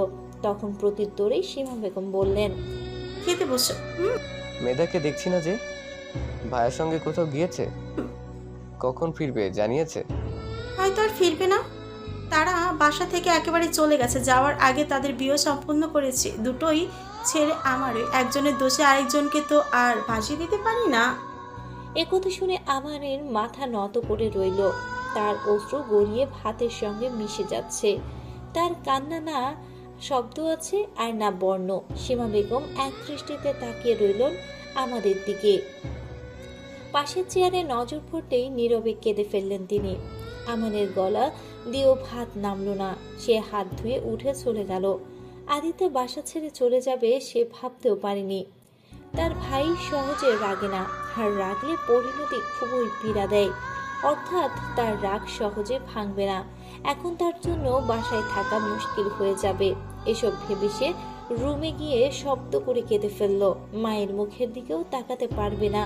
উনি ওনার সন্তানের কতটা ভালোবাসে সে জানে, অনুভব করে। সারা রাত কোনো মতে কাটিয়ে সে সকালবেলা আদিত্যের ফ্ল্যাটে ছুটে গেল। ঘড়িতে তখন প্রায় 8:30। মেধা সকালবেলা উঠে রান্নাঘরে টুকটাক কিছু কাজ করছিল। আদিত্য ঘুমে বিভোর। আর কথা ভেবে সে মিটিমিটি হাসছিল। গতরাতে কিছু কথা মনে পড়ে গেল তার। মানুষটা যে এত ফাজিল তা ধারণাতে বাইরে ছিল। যদিও প্রেমে পড়ার আগে মনে হতো আদিত্য একটু বেশি ভদ্র। এর দ্বারায় প্রেম প্রেম হবে না, কিন্তু না, সে তার প্রেমে ডুবলো। তারপর বুঝলো না, এর মধ্যে সামান্য হলেও রসকস আছে। কিন্তু গত রাতে পুনরায় প্রমাণ পেল সে যেন 13 না, রোমান্টিক ডিব্বা একটা। কথাটা ভাবতে ভাবতে মেধা ফিক করে হেসে দিল। আদিত্যের মুখটা তখন দেখার মতো হয়েছিল। তারা ফ্ল্যাটে আসার পর ফ্রেশ হয়ে খেয়ে বিশ্রাম নিতে ঘুরতে বের হয়েছিল। ফিরেছিল অনেক রাত করে। রাতে খাওয়ার সেরেছিল বাইরে থেকে, কিন্তু রাতে যখন ফিরল ফ্রেশ হয়ে ঘুমাতে যাওয়ার সময় বিপত্তি বাঁধল। সেই সময় কাটাতে ফ্ল্যাট গোছাচ্ছিল, মূলত অপেক্ষা করছিল আদিত্যের ঘুমিয়ে যাওয়া। কিন্তু না, ধরা পড়েই গেল। হঠাৎ আদিত্য তাকে ডেকে বলে উঠল, অহেতুক এক কাজ বারবার করে সময় নষ্ট না করলেই কি নয়? অপেক্ষা করছে, জলদি রুমে এসো। হাতের কাজটা সেরে যাচ্ছি। না, এখন আসতে বলেছি মানে এখনই আসবা। কি আশ্চর্য, বলছি তো কাজটা সেরে যাচ্ছি। আজ পালাতে যাচ্ছ ঠিক আছে, কাল অথবা পরশু কি করবে? ফের আমার কাছে ধরাতে দিতেই হবে। তখন এই কথা শুনে মেধা হাতের কাজ সেরে রুমে চলে গেল। সময় নিয়ে ফ্রেশ হয়ে এলো। তার পরনে গোলাপি রঙের রাতের পোশাক, দেখতে বেশ আদুরে লাগছে, যেন একটা পুতুল। মেধা তোয়ালিতে মুখ মুছতে মুছতে ড্রেসিং টেবিলের সামনে গিয়ে দাঁড়ালো। তারপর আর চোখে আদিত্যকে পরখ করে চুল বাঁধলো। আদিত্যর বুকে 2 হাঁটু গুজে এদিকেই তাকিয়ে আছে। চোখাচোখি হওয়ার সে দৃষ্টি সরিয়ে কি করবে ভেবে পেল না। মিনিট 2 দাঁড়িয়ে থেকে বিছানায় গিয়ে শুয়ে পড়ল। তখন আদিত্য বলল, ঢং করা শেষ নাকি বাকি আছে? উক্ত কথার জবাব দিল না মেধা। পাশ ফিরে কোলবালিশ জড়িয়ে ধরে কাঠ হয়ে শুয়ে রইল। এতে আদিত্য প্রচন্ড বিরক্ত হলো। সে কণ্ঠে বিরক্ত এনে বলেই ফেলল, আমি কি এখন নানি দাদির চরিত্র ভালো করে আনবো? মানে? মন বোঝো না? নানি দাদি থাকলে নিশ্চয়ই তোমাকে এটা বলে দিত ফার্স্ট নাইটে তোমার কোনটা করা উচিত আর কোনটা অনুচিত। এমন করছেন কেন আপনি? কেমন করছে? কিছু না, আমার খুব ঘুম পাচ্ছে। রাগ উঠাবে না মেধা, আমার কাছে এসো। মেধা এবার বিরক্ত হয়ে বিড়বিড় করে উচ্চারণ করলো, বাল। কি বললে? জোরে বলো। মেধা এবার করুণ দৃষ্টিতে আদিত্যের দিকে তাকালো। সেটা দেখে আদিত্য ভ্রু কুঁচকে তাকিয়ে রইল। অতঃপর সোজা হয়ে শুয়ে মেধাকে পুনরায় কাছে আনার কথা বলল সে। মেধা ভদ্রমের ন্যায় আদিত্যের কাছে এসে ছোট করে আদিত্যের বুকে মুখ লুকালো। বেশ কিছুক্ষণ সেভাবে থেকেই হাত দিয়ে ইশারা করলো ক্যালেন্ডারের দিকে। তারপর তারিখের দিকে তাকিয়ে ক্রস চিহ্ন আঁকালো। ক্রস অর্থাৎ নিষিদ্ধ, তারিখের দিকে ক্রস মানে নিষিদ্ধ তারিখ। ধূর্ত আদিত্যের ব্যাপারখানা বুঝতে সময় লাগলো না। ততক্ষণে মেধা এটা বুঝিয়ে ওর বুকে মুখ লুকিয়েছে। এজন্য আদিত্যের কাছে আসতে সে ভীষণ লজ্জা পাচ্ছিল। কিয়ৎক্ষণ চুপ থেকে আদিত্য মুখ খুলল, মেয়ে মানুষ একটু বেশিই বোঝে। এর জলজ্যান্ত প্রমাণ তুমি। আমার কাছে আসতে বলেছে, এর কারণ আমার মাথা ব্যথা করছিল মেসেজ করে দেওয়ার জন্য। আর আমি বুঝেছি তোমার। কিভাবে বুঝবো? মুখ ফসকে কথা বলে মেধা জিহ্বায় কামড় বসালো। সেটা দেখে আদিত্য হাসতে গিয়েও চেপে গেল। তবে ঠোঁটের কোণে লেগে রইল তার মৃদু হাসি।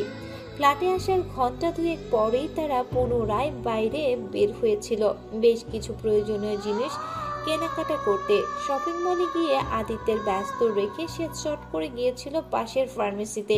ওকে বের হতে দেখে আদিত্য বের হয়েছিল, তবে তাকে ফার্মেসিতে ঢুকতে দেখে সেখানে দাঁড়িয়ে পড়েছিল। দূর থেকে নজর রাখছিল তার প্রতি। যখন দেখলো মেধা আসছে তখন সে মলে ঢুকে এটা সেটা দেখার ভান করছিল। এতে মেধা ভাবে সে কিছুই টের পায়নি। তবে আদিত্য এ ব্যাপারে কথা বাড়ালো না। মেধার হাত টেনে নিজের মাথায় রাখলো। মেধা চট করে উঠে আদিত্যের পাশে বসে মাথা ম্যাসাজ করতে লাগলো। চুল টেনে দিতে থাকলো। আধা ঘন্টা পর মেধা আদিত্যকে জিজ্ঞেস করলো, ঘুমিয়ে গেছো? না। ব্যথা একটু কমেছে?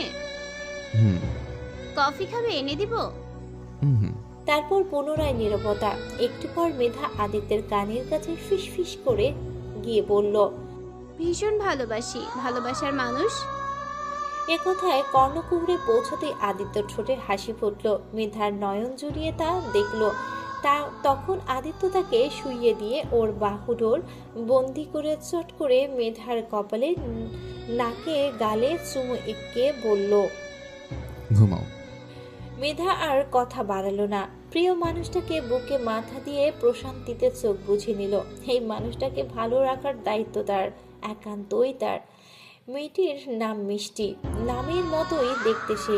তার হাসি দেখলে মনে সুখ অনুভব হতো, মনে হতো হাসি খুশি তার জন্যই। তার মন খারাপ দেখলে বুকে ঝড় উঠত, পাগলের ন্যায় ছটফট করতো হৃদয় পার। দূর থেকে আগলেও রাখতো সব সময়। তখনকার দিনগুলো ভালো ছিল। আর যখন ছুটে গেল, নিজের করে পেতে মরিয়া হয়ে উঠেছিল, তখনই মরিচিকার ন্যায় হারিয়ে গেল। সেই সঙ্গে বুঝিয়ে দিল না না পাওয়ার বিষাক্ত ব্যথা। অন্ধকার বেলকনিতে বসে নিজের কথা ভাবছিল আমান, মুখে তাচ্ছিলের হাসি। মিষ্টি নামের মেয়েটা তার অতীত। সে অতীতকে অতি গোপনে বয়ে বেড়াচ্ছিল দীর্ঘ 8 বছর। তার প্রতি রাগ করে মিষ্টি নিজের প্রাণ ত্যাগ করেছিল, চুপি চুপি বিয়ে করেছিল তারা। আমান তখন অনার্সের ছাত্র। মূলত একে অপরের প্রতি ভালোবাসার প্রমাণ দিতেই বিয়ে অবধি এগিয়েছিল। তবে আমান তাকে কখনো খারাপভাবে ছুঁয়ে দেখেনি।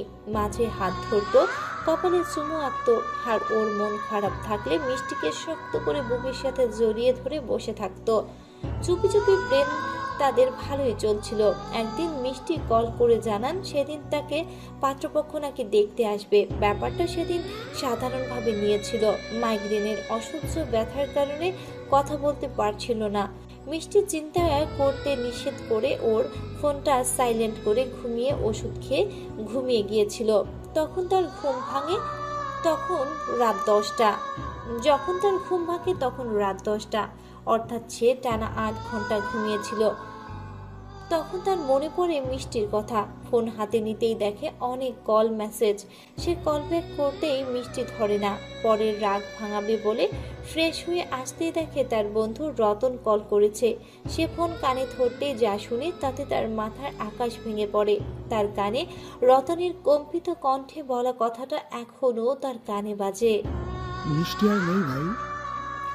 দেখতে এসে পাত্রপক্ষ কাবিন করার সিদ্ধান্ত জানান। বেচারা মিষ্টি কোনোভাবেই আটকাতে পারছিল না। পরে ওয়াশরুমে যাওয়ার নাম করে তার রুমে সিলিংয়ের সাথে গলায় দড়ি দেয়। সেই সঙ্গে হারিয়ে যায় তার পবিত্র ভালোবাসা। এই কষ্ট ভুলতে পা বাড়ায় নেশার জগতে। ধীরে ধীরে বাড়তেই থাকে তার চাহিদা। মা, বাবা, ভাই কারো সম্মানের পরোয়া করেনি। নিজে যা ভালো বুঝেছে তাই করে। পুনরায় অতীত স্মৃতিচারণ করে আমান হাসলো। ঠিক তখনই তার মস্তিষ্কে খেলে গেল আদিত্যের বলা কথাগুলো। পৃথিবীতে কোনো ভাই এই অভিশাপ হয়তো অন্য কোনো ভাইকে দেয়নি, তবে আজ আমি তোকে দিচ্ছি।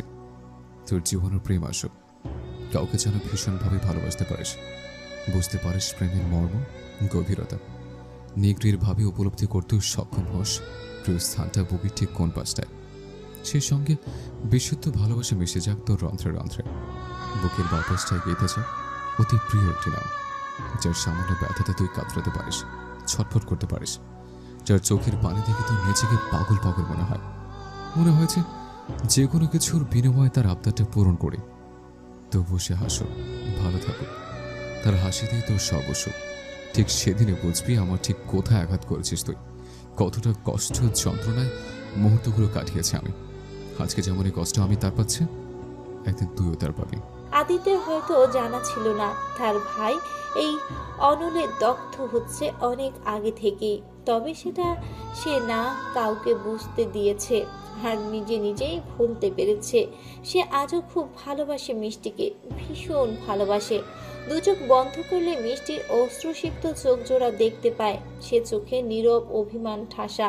তার জীবনে প্রতিটা ধাপে ধাপে ভুল করেছে সে, আর ভুলের মাসুলও দিচ্ছে। এসব ভেবে সে বেলকুনিতে মেঝেতে পা ছড়িয়ে দেয়ালে মাথা ঠেকিয়ে বসলো। আজ আকাশে চাঁদ উঠেছে, পূর্ণিমার চাঁদ। আমান চাঁদটার দিকে এক দৃষ্টিতে তাকিয়ে থেকে বিড়বিড় করে বলল, চাঁদ, আমার ভাইয়াকে বলে দিস তার দেওয়া অভিশাপে আমি অনেক আগে থেকেই অভিশপ্ত। এবার যেন আমার সঙ্গে কথা বলে। 1 সপ্তাহ পরের ঘটনা।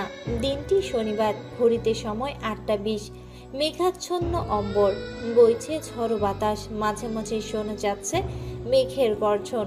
মেঘের রূপ দেখে মনে হচ্ছে মুষলধারে বৃষ্টি নামবে, ভাসিয়ে দিবে পুরো শহর।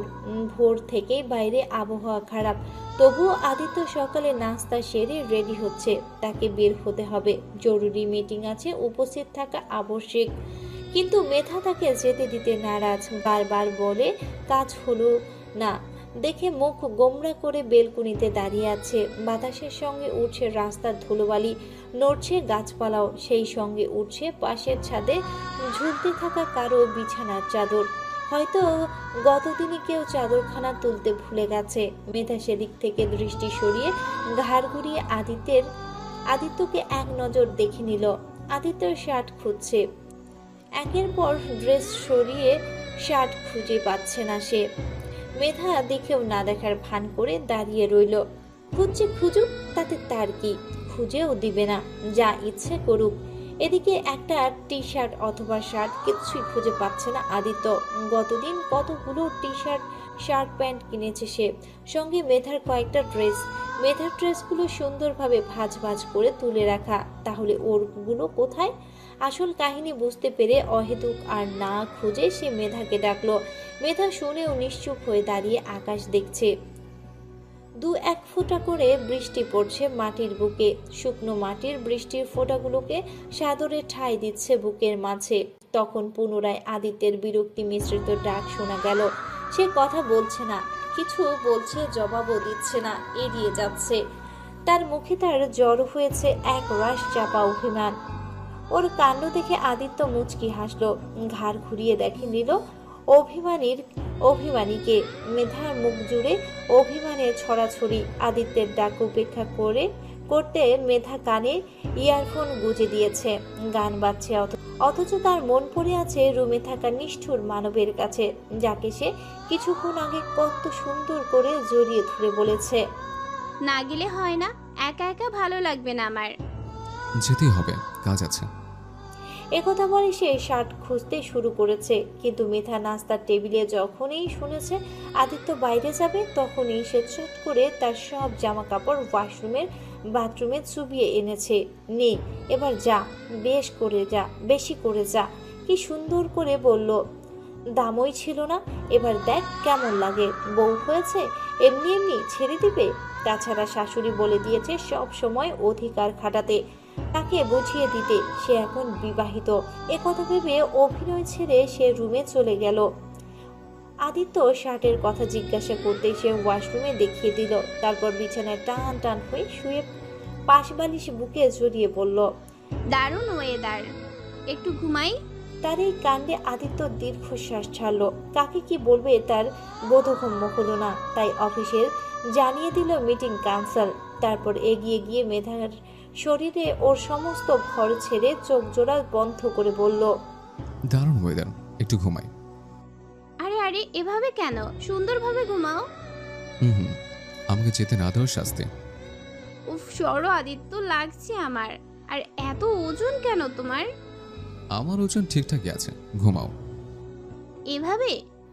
মেধা তার কথা সম্পূর্ণ করার আগেই তার ঠোঁট আদিত্যের দখলে। কিল খামচি দিয়েও তার থেকে কোনো নিস্তার মেলে না। একটা সময় নিজ থেকে শান্ত হয়ে যায়, অনুভব করতে থাকে প্রিয় মানুষটার স্পর্শগুলো। সেদিন সারা দিন বৃষ্টি নামলো, সঙ্গে মেঘের গর্জন, রাস্তাঘাটেও স্যাঁতস্যাঁতে অবস্থা। আদিত্য আর বের হলো না। এ সুযোগে তাকে নাস্তা নাবুদ করে ছাড়লো মেধা। বিকেলের দিকে বৃষ্টিও কমলো, আকাশও পরিষ্কার হলো। মেধা এবার জেদ ধরলো মামুনির সঙ্গে দেখা করতে যাবে। আদিত্য অন্য কোথাও যাওয়ার কথা বললেও শুনলো না। একটা সময় জেদ করলো, কান্না করে চোখের পানি নাকের পানি এক করলো। তখন আমান কল করলো মেধাকে। মেধা কাঁদতে কাঁদতে কলটা রিসিভ করে স্পিকার অন করে টিস্যু দিয়ে নাক মুছছে। সেই টিস্যু ছুঁড়ে মারছে আদিত্যের দিকে। আমানের কল দেখে আদিত্য ল্যাপটপ নিয়ে সোফায় বসেছে। তখন আমান মেধার কান্না করার কারণ জেনে বলল, হিরোর উপর চাপ সৃষ্টি করে বাসায় ফিরে আয়, যদি আসিস তবে তোকে স্বর্ণের রিং গিফট করব। আমাদের প্ল্যান ভাইয়া ধরে ফেলেনি তো? আমি ভাইয়াকে খুব ভালোবাসি, ছোটবেলার মতো কথা না বলে শান্তি পাচ্ছি না। প্লিজ বোন, তোরা ফিরে আয়, তোদের ছাড়া বাসায় থাকতে পারছি না আমি, আমার দম বন্ধ হয়ে আসছে। ভাইয়াকে বোঝা আমি আর এমন ভুল করব না। আমি রিহ্যাবে চলে যাব। যতদিন নেশা পুরোপুরি কাটছে তোদের সামনে দাঁড়াবো না। আদিত্য কথা শুনে দৃষ্টি তুলে তাকালো মেধার দিকে। মেধা জোরপূর্বক দাঁত কপাটি বের করে হাসলো। ওর হাসি দেখে আদিত্যের আর কিছু বুঝতে বাকি নেই। সে উঠে রুম থেকে বেরিয়ে গেল। সেটা দেখে মেধা করুণ দৃষ্টিতে তাকালো। হে আমানও না একটা গাধা, কখন কি বলতে হয় তাও জানে না। ধরা খেয়েই আমানকে জানালো না, বরং স্বাভাবিকভাবেই জিজ্ঞাসা করলো, ভাইয়া মামনি কেমন আছে? ভালোই আছে, তবে মন মরা হয়ে থাকে কিছু জিজ্ঞাসা বলে, নয়তো চুপ থাকে। ভাইয়া কি এখনো রেগে আছে আমার উপর? এভাবে হবে না। তুমি সরাসরি আদিত্যের মুখোমুখি হও, কথা বলো।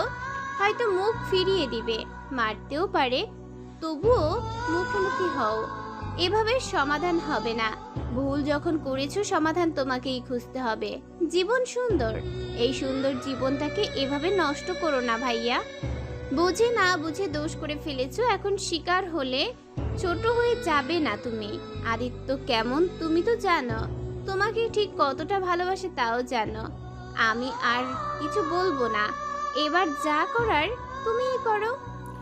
আমান পুরো কথা মন দিয়ে শুনে গল কাটলো। মেধা নীরবে দীর্ঘশ্বাস ফেলে উঠে আদিত্যের কাছে গেল। আদিত্য বাইরে যাচ্ছে, তৈরি হচ্ছে। পরনে ব্ল্যাক টি শার্ট ও জিন্স, পরিপাটি বেশভূষা। তাকে দেখে মেধারও ঝটপট তৈরি হয়ে আদিত্যের পিছু বেরিয়ে গাড়িতে উঠে বসলো। আদিত্য কিছু বলল না, বরং নিজেই সিট বেল্ট বেঁধে দিল। আদিত্য মেধাকে নিয়ে একটা কফি শপে বসলো। কিছুক্ষণ পরে আদিত্যের বন্ধু আসলে জম্পিস আড্ডার সঙ্গে খাওয়া দাওয়া হলো। এরপর শপিং মলে গিয়ে আরও কয়েকটা শার্ট কিনে অফিসের দিকে গেল। অফিসের বন্ধ হয়ে গেছে, স্টাফরাও চলে গেছে, শুধু ম্যানেজার আছে। তাদের দেখে ম্যানেজার ছুটে এলো। আদিত্য নিজের কেবিনে ঢুকে জরুরি ফাইল দেখতে থাকলে আর মেধা তার কেবিনে নজর বুলাতে লাগলো। তবে তার খুব পছন্দ হলো আদিত্যের একটা ফটো ফ্রেমে। ড্যাশিং লুকে আদিত্য দাঁড়িয়ে আছে, বেশ লাগছে দেখতে। যাকে বলে প্রথম দেখাতে যে কারো নজর কাড়বে। তা দেখে ভ্রু কুঁচকে ফেললো মেধা। এই ছবি এখানে রাখবে না সে, হিংসা হচ্ছে ওর। আদিত্য কিসব আলোচনা করতে ম্যানেজারের সঙ্গে, সেসবে কান না দিয়ে পুরো অফিস ঘুরে দেখলো। তারপর কাজ সেরে ওরা বেরিয়ে গেল বাসার উদ্দেশ্যে। কিন্তু জ্যামে পড়ে গাড়ি আটকে গেল ঘন্টার পর ঘন্টা। সামনে এগোতেই হঠাৎ আদিত্যের বাবার সঙ্গে দেখা হয়ে গেল। দুটো গাড়ির পাশাপাশি। উনি ছেলের মুখের দিকে তাকিয়েছিলেন। খুব কষ্টে অশ্রু লুকিয়ে মুখ ফিরিয়ে নিলেন।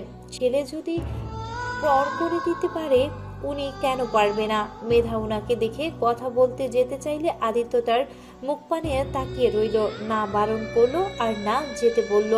আদিত্য বাবার তখন বললেন উনার ফিরতে আরো লেট হবে, উনি অন্য কোথাও যাচ্ছে। এ কথা শুনে মেধা মলিন হাসলো। যা বোঝার বুঝতে পেরেছে, হয়তো সে আর পারবে না সবাইকে এক করতে। সম্পর্কের তারগুলো ছিন্ন হয়ে যাচ্ছে, দূরত্ব বাড়ছে। এভাবে চলতে থাকলে কেউ ভালো থাকবে না, কেউ না। এসব ভেবে সে কিছু বলতে গেলে আদিত্য বলল, আগামী পরশুদিন দেশ ছাড়ছি আমি। এখনই তুমি তোমার মামুনের কাছে চলে যাও। এত প্ল্যান, এত অভিনয় করতে হবে না তোমাদের। সত্যি বলতে কি জানো, আমার সঙ্গের চেয়ে বাকিদের সঙ্গেই তোমার বেশি প্রয়োজন। তুমি আগেও বুঝতে না আমায়, আর এখনো বোঝো না। থাক সেসব কথা, যেখানে থাকো খুব ভালো থাকো। আর মাস শেষে তোমার অ্যাকাউন্টে নির্দিষ্ট একটা অ্যামাউন্ট পৌঁছে যাবে। এবার কিন্তু বেশি বেশি হয়ে যাচ্ছে। হওয়াটা কি স্বাভাবিক নয়? তখন আমান ভাই, হুম, আর একটা কথা শুনতে চাচ্ছি না আমি।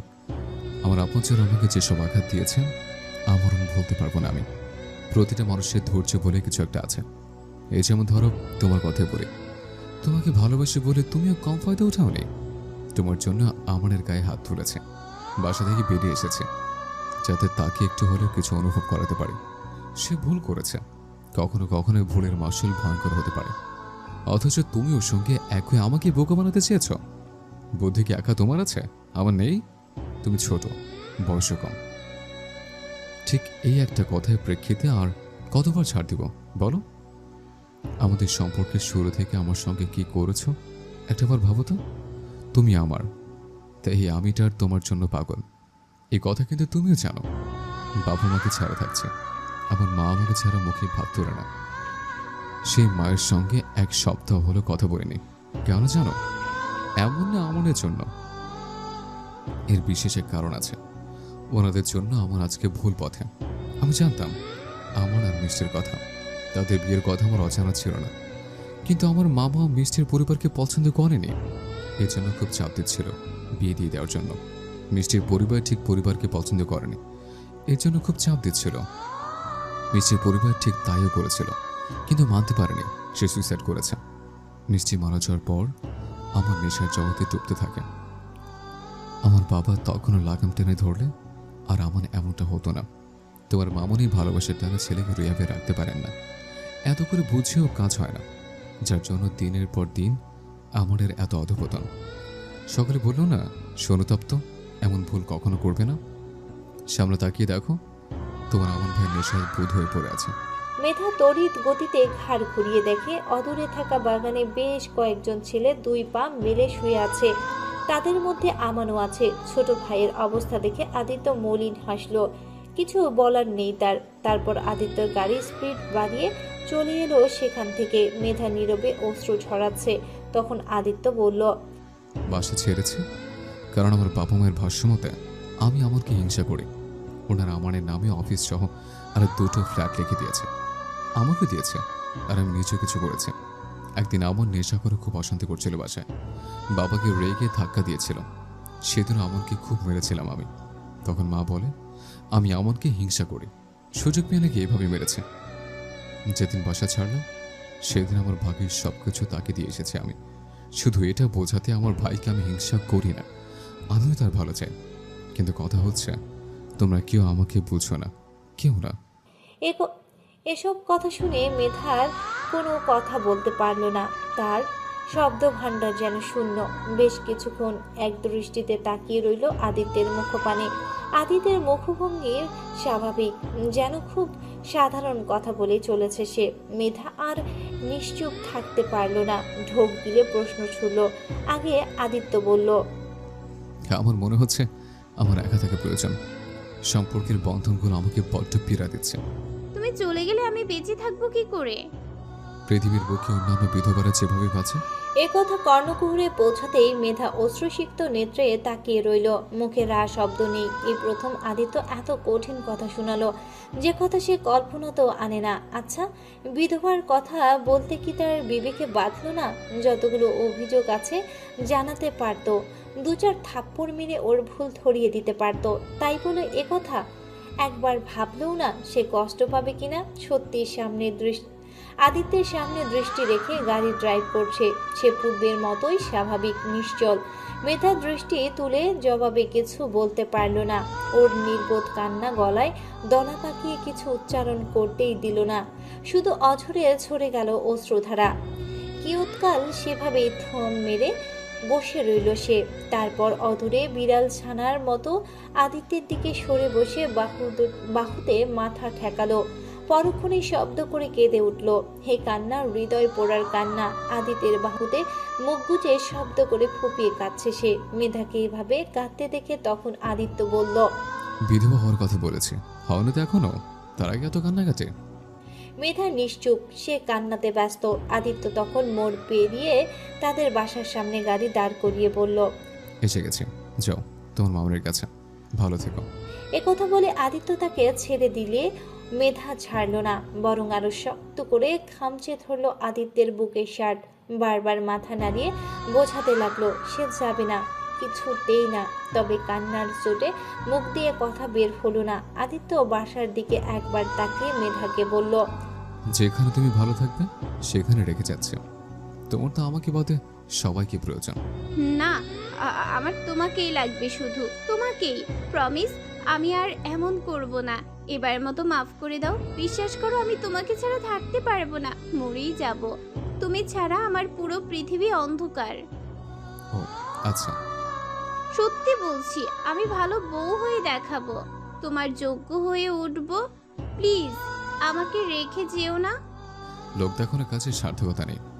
আদিত্য, আর একবার সুযোগ দাও। সত্যি তোমাকে ছাড়া আমি শূন্য। বাবা মায়ের পর তুমি আমার মামনি, আমার ছায়া। এখন তুমি যদি ছেড়ে যাও আমি একেবারে শেষ হয়ে যাব, মরে যাব। আগে মনে ছিল না? আদিত্য জোর করে তার বুক থেকে মেধার মুখ তুলে চোখে চোখ রাখলো। মেধার চোখ অশ্রুজলে টইটুম্বুর। তারপর শান্তভাবে বলতে থাকলো, প্রিয়জনের মূল্য বুঝতে হলেও দূরত্বের প্রয়োজন। প্রিয়কর অনুপস্থিতি যদি তোমাকে ভীষণভাবে পোড়ায়, বুকে দম সৃষ্টি করে, তাহলে বুঝবে তুমি ভালোবাসতে শিখেছ। তোমার হৃদয় অন্য কারো দখলে। শোনো, ভালো লাগা আর ভালোবাসা এক নয়। তুমি বোধহয় ভালো লাগাতে আটকে আছো। ভালো লাগা ক্ষণিকের, যেটা অস্থায়ী। যদিও বিয়ের পরে এসব কথা মোটেই শোভনীয় নয়, কিন্তু বর্তমানে আমার মনে হচ্ছে আমাদের আরও সময় নেওয়া উচিত ছিল। এ কথা কেন বলছি জানো? কারণ তুমি তোমার অনুভূতি নিয়ে নিজের সন্দিহান। নিজের মন কি চায় তুমি এখনো জানো না, বোঝো না প্রিয় মানুষটাকে। এমনকি তার চাওয়া পাওয়ার দাম নেই তোমার কাছে। তার প্রতি তোমার অনুভূতিটাও নিষ্প্রাণ। আমি তোমাকে ভালোবাসি আদিত্য। এজন্য আমার মূল্য এত ঠুনকো, তাই না? এত কিছু জানি না, জানতে চাইও না। আমি তোমাকে কোথাও যেতে দিচ্ছি না, মানে দিচ্ছি না। এরপরেও যদি যাও আমি সুইসাইড করব, পাক্কা প্রমিস। আবেগ দিয়ে জীবন চলবে না মেধা। আর সবকিছুতে রাগ জেদকে প্রশ্রয় দিতে নেই। কারণ আবেগ আজ আছে, কাল নেই। সময় তোমাকে আবেগের রূপ দেখিয়ে দেবে। এটা তুমি সময় নিয়ে ভাবো, তোমার মন কুঠুরিতে আমার অবস্থান ঠিক কোথায়। বাসায় চলো। এসেছি তো, ভেতরে যাও তুমি। না, আমি আমার সংসারে ফিরতে চাই। সংসার তোমার সঙ্গে করতে চেয়েছিলাম, ভাগ্যে নেই, বাদ দাও। তোমার সংসার সাজাতে হলে বিশ্বাস, দায়িত্বশীলতা আর ভালোবাসা প্রয়োজন। যেখানে আমাদের সম্পর্কে এসবের স্থান নেই, সেখানে সুখী সংসারের কথা ভাবাও বোকামি। এভাবে কথা বলছো কেন তুমি? ও, এখন আমাকে ভালো লাগছে না, তাই না? তোমাকে বুঝতে হবে, আর বোঝাতে আমি এবার ক্লান্ত। আমার অনুভূতি অনুভব করতে পারলে এ কথা বলতে পারতে না। মেধা দৃষ্টি নত করে আদিত্যের বাহুতে মাথা ঠেকালো। এতবার বলেও তাকে নামানো গেল না। জোরপূর্বক নামানোর ইচ্ছেও আদিত্যর নেই। তাছাড়া বেলকুনিতে ওর বাবা মা হাসি মুখে দাঁড়িয়ে আছে। হয়তো ভেবেছে তারা ফিরে এসেছে। বাবা মায়ের প্রতি আদিত্যের অনেক অভিমান জমেছে, অনেক। সে বাসা ছেড়ে যাওয়ার সময় তার মা একবার নিষেধ করতে পারত, প্রয়োজনে মেরে হলেও তাকে আটকাতে পারতেন, কিন্তু তা করেনি। উনি তো এটাও জানতেন আদিত্য উনাকে ছাড়া থাকতে পারে না। ছোট থেকে সে খুব মা ভক্ত। বাইরে খাবারে তার পেটেও ভরে না যতক্ষণ না মায়ের হাতের রান্না পেটে পড়ে। অথচ ওর মা তার অভিমান তো বুঝলই না, বরং উনি অভিমান করে চুপ থাকলেন। বড় হয়ে গেছে বলে কি শাসন করতে পারতেন না? মনে মনে এসব ভেবে গাড়ি স্টার্ট করে সেখান থেকে চলে এলো তারা। ওদেরকে যেতে দেখে সীমা বেগম আঁচলে চোখ মুছে ঠোঁটে হাসি ফুটিয়ে বললেন, আমার ছেলেমেয়েরা কত বড় হয়ে গেছে, তাই না? আমার আদিত্যটা হয়তো ভুলেই গেছে আজ তার মায়ের জন্মদিন। প্রতি বছরের মতো এবারও আমার 3 ছেলে মেয়ের জন্য উপহার কিনে এনেছি। সেই সঙ্গে অপেক্ষা করছি তারা কখন এসে বলবে, আম্মু আমরা তোমাকে ভীষণ ভালোবাসি। এবার বোধহয় কেউ আসবে না আমার কাছে, মূল্যহীন হয়ে গেছি কি না। সহধর্মিনীর কথা শুনে আদিত্যের বাবা এবার মুখ খুললেন। সেদিন আদিত্যকে না নিজে আটকালে আর না আমাকে আটকাতে দিলে, এটা কি ঠিক হয়েছে? আমাদের ছেলেটা এখন বড় হয়েছে সীমা, তার নিজস্ব সুখ দুঃখ মান অভিমান আছে। আর আমান যা করেছে রাগ করা কি স্বাভাবিক নয়? তাছাড়া আমাদের কি উচিত ছিল না আদিত্যকে যেভাবেই হোক আটকানো? আমরা তো জানতাম রাগের বসে যাচ্ছে সে। সেদিন আটকালে এই ঘটনা এতদূর অবধি গড়াতো না। মেধার সময় কম, বুদ্ধিটা বা কতটুকু বলো? তারা আলাদা হয়েছে, এক পক্ষে ভালোই হয়েছে। দুজনে একসঙ্গে থাকবে, একে অপরকে বুঝতে শিখবে, একে অন্যের চাওয়াকে গুরুত্ব দিবে। আর সম্পর্ক টিকিয়ে রাখতে গেলে বোঝাপড়া খুবই গুরুত্বপূর্ণ, কারণ একটা সম্পর্কের খুঁটি হচ্ছে বোঝাপড়া। এই সুযোগে ওদের সম্পর্কের ভিতটা আরো মজবুত হোক। ভেবেচিন্তে যখন এই সিদ্ধান্ত নিয়েছ, তাহলে এখন কষ্ট পাচ্ছ যে? জবাবে সীমা বেগম শুধু হাসলেন। এই উত্তরটা ওনার জানা নেই। তারপর ওনার নীরবে অশ্রু ছড়িয়ে রুমে চলে গেলেন। সেদিন রাতে আমান বাসাতেই ফিরল না, কিন্তু আদিত্যের মাঝরাত থেকে ভীষণ জ্বর এলো। জ্বর কমছে না দেখে মেধা দিশাহারা হয়ে ব্যাকুল হয়ে কাঁদতে কাঁদতে সীমা বেগমকে কল করলো। সীমা বেগম তখনও অপেক্ষায় ছিলেন তারা ছেলে মেয়েদের। ওনার মন বলছিল কেউ উইশ করুক বা না করুক, আদিত্য ওনাকে যেভাবেই হোক উইশ করবেই করবে। মাঝরাতে যখন ফোনের রিংটোন বেজে উঠল, তখন ওনার মুখে হাসি ফুটে উঠল। মেধার নাম্বার থেকে হাসি দীর্ঘ হলো, কিন্তু কল রিসিভ করতেই শুনতে পেল মেধার কান্নার শব্দ। ক্ষণিকেই ওনার হাসি মিলিয়ে বুকটা কেঁপে উঠল। তখন মেধা জানালো আদিত্যের জ্বরের কথা। উনি একথা শুনেই চট করে আদিত্যের বাবাকে সঙ্গে নিয়ে বেরিয়ে পড়লেন। যথাসময়ে তারা আদিত্যের ফ্ল্যাটে পৌঁছলেন একজন মাঝবয়সী ডক্টরকে নিয়ে। ডক্টর বলার আগেই সীমা বেগম বালতিতে ভর্তি পানি এনে মাথায় ঢালতে থাকলেন, বারবার ডাকতে থাকলেন ছেলের নাম ধরে। সহজে আদিত্যের জ্বর আসে না, আর আসলে ভীষণভাবে ভুগতে হয়। মায়ের ডাক শুনে আদিত্য অনেক কষ্টে একবার তাকিয়ে দেখল। মাকে দেখে শুকনো ঠোঁটে কিঞ্চিত হাসির রেখা দেখা দিল, সেই সঙ্গে চোখ ফেটে গড়িয়ে গেল অশ্রুকণা। সীমা বেগম নিজে মুছে দিলেন সেই নোনা জল। উনি বুঝতেও পারলেন ছেলের কষ্টটা। তখন আদিত্য মায়ের হাতটা বুকে চেপে ধরে বিড়বিড় করে বলল, আমি তোমাকে ভীষণ ভালোবাসি মা, ভীষণ ভালোবাসি। প্রতি বছরের মতো এবারও চাইছি আল্লাহ আমার আয়ুটুকু তোমাকে দিক, আর তুমি আমাদের সবার মা হয়ে দীর্ঘদিন বেঁচে থাকো। ছেলের মুখে একথা শুনে সীমা বেগম নীরবে অশ্রু ঝরাতে লাগলেন। না, এখন নিজেকে আবেগে ভাসানোর সময় নয়, আগে ছেলের জ্বর কমানোর ব্যবস্থা করতে হবে। এত জ্বর, একথা ভেবে উনি ডক্টরের দিকে তাকালো। ডক্টর জ্বর মেপে আদিত্যকে ইঞ্জেকশন পুশ করছে। মেধা আদিত্যের বাবার পাশে দাঁড়িয়ে ছলছল নেত্রে তাকিয়ে আছে। হেঁচকি তুলে কেঁদে একাকার অবস্থা। সীমা বেগম সেদিকে পানে এক নজরে তাকিয়ে মেধাকে কাছে ডাকলেন। পানি ভর্তি মগ তার দিকে এগিয়ে দিয়ে উনি গেলেন কিছু রান্না করতে। সামান্য কিছু খেয়ে ওষুধ খেতে হবে। আর জ্বর এলে আদিত্যের খাবার নিয়ে খুব ঝামেলা করে, নানান অজুহাত দেখায়। এমনিতেই জ্বর, তার উপর খাওয়া দাওয়া ও বেহাল দশা। এসব ভাবতে ভাবতে উনি নুডলস রান্নার প্রস্তুতি নিতে লাগলেন। একটু পর ডক্টর ওষুধ লিখে ভিজিট নিয়ে বিদায় নিলেন, আর বারবার বলে গেলেন পেশেন্টের খেয়াল রাখতে। যদিও জ্বর আর বাড়ার কথা না, তারপরও মেধা কাঁদছে আর আদিত্যের মাথায় পানি ঢালছে। মেধাকে খেয়াল রাখতে বলে আদিত্যের বাবা ছুটলেন ওষুধ আনতে। রুমে ফাঁকা দেখে এসে আদিত্যের কপালের ঠোঁট ছুঁয়ে ফুপিয়ে কেঁদে উঠল। তখন আদিত্য বলল, জ্বর এসছে, মারাতে চাইনি, কানাকাটি বন্ধ করো। জ্বর এসেছে তাও এভাবে কথা বলবে? আর মরা টরার কথা কি না বললেই নয়? কেন বলবো না? সুস্থ থাকলে ভালোই তো বাসো না, একটুও কাছে আসতে চাও না। এখন অসুস্থ, এর জন্য কাছে বসে ফ্যাচ ফ্যাচ করে কাঁদছ। তাহলে কি করব?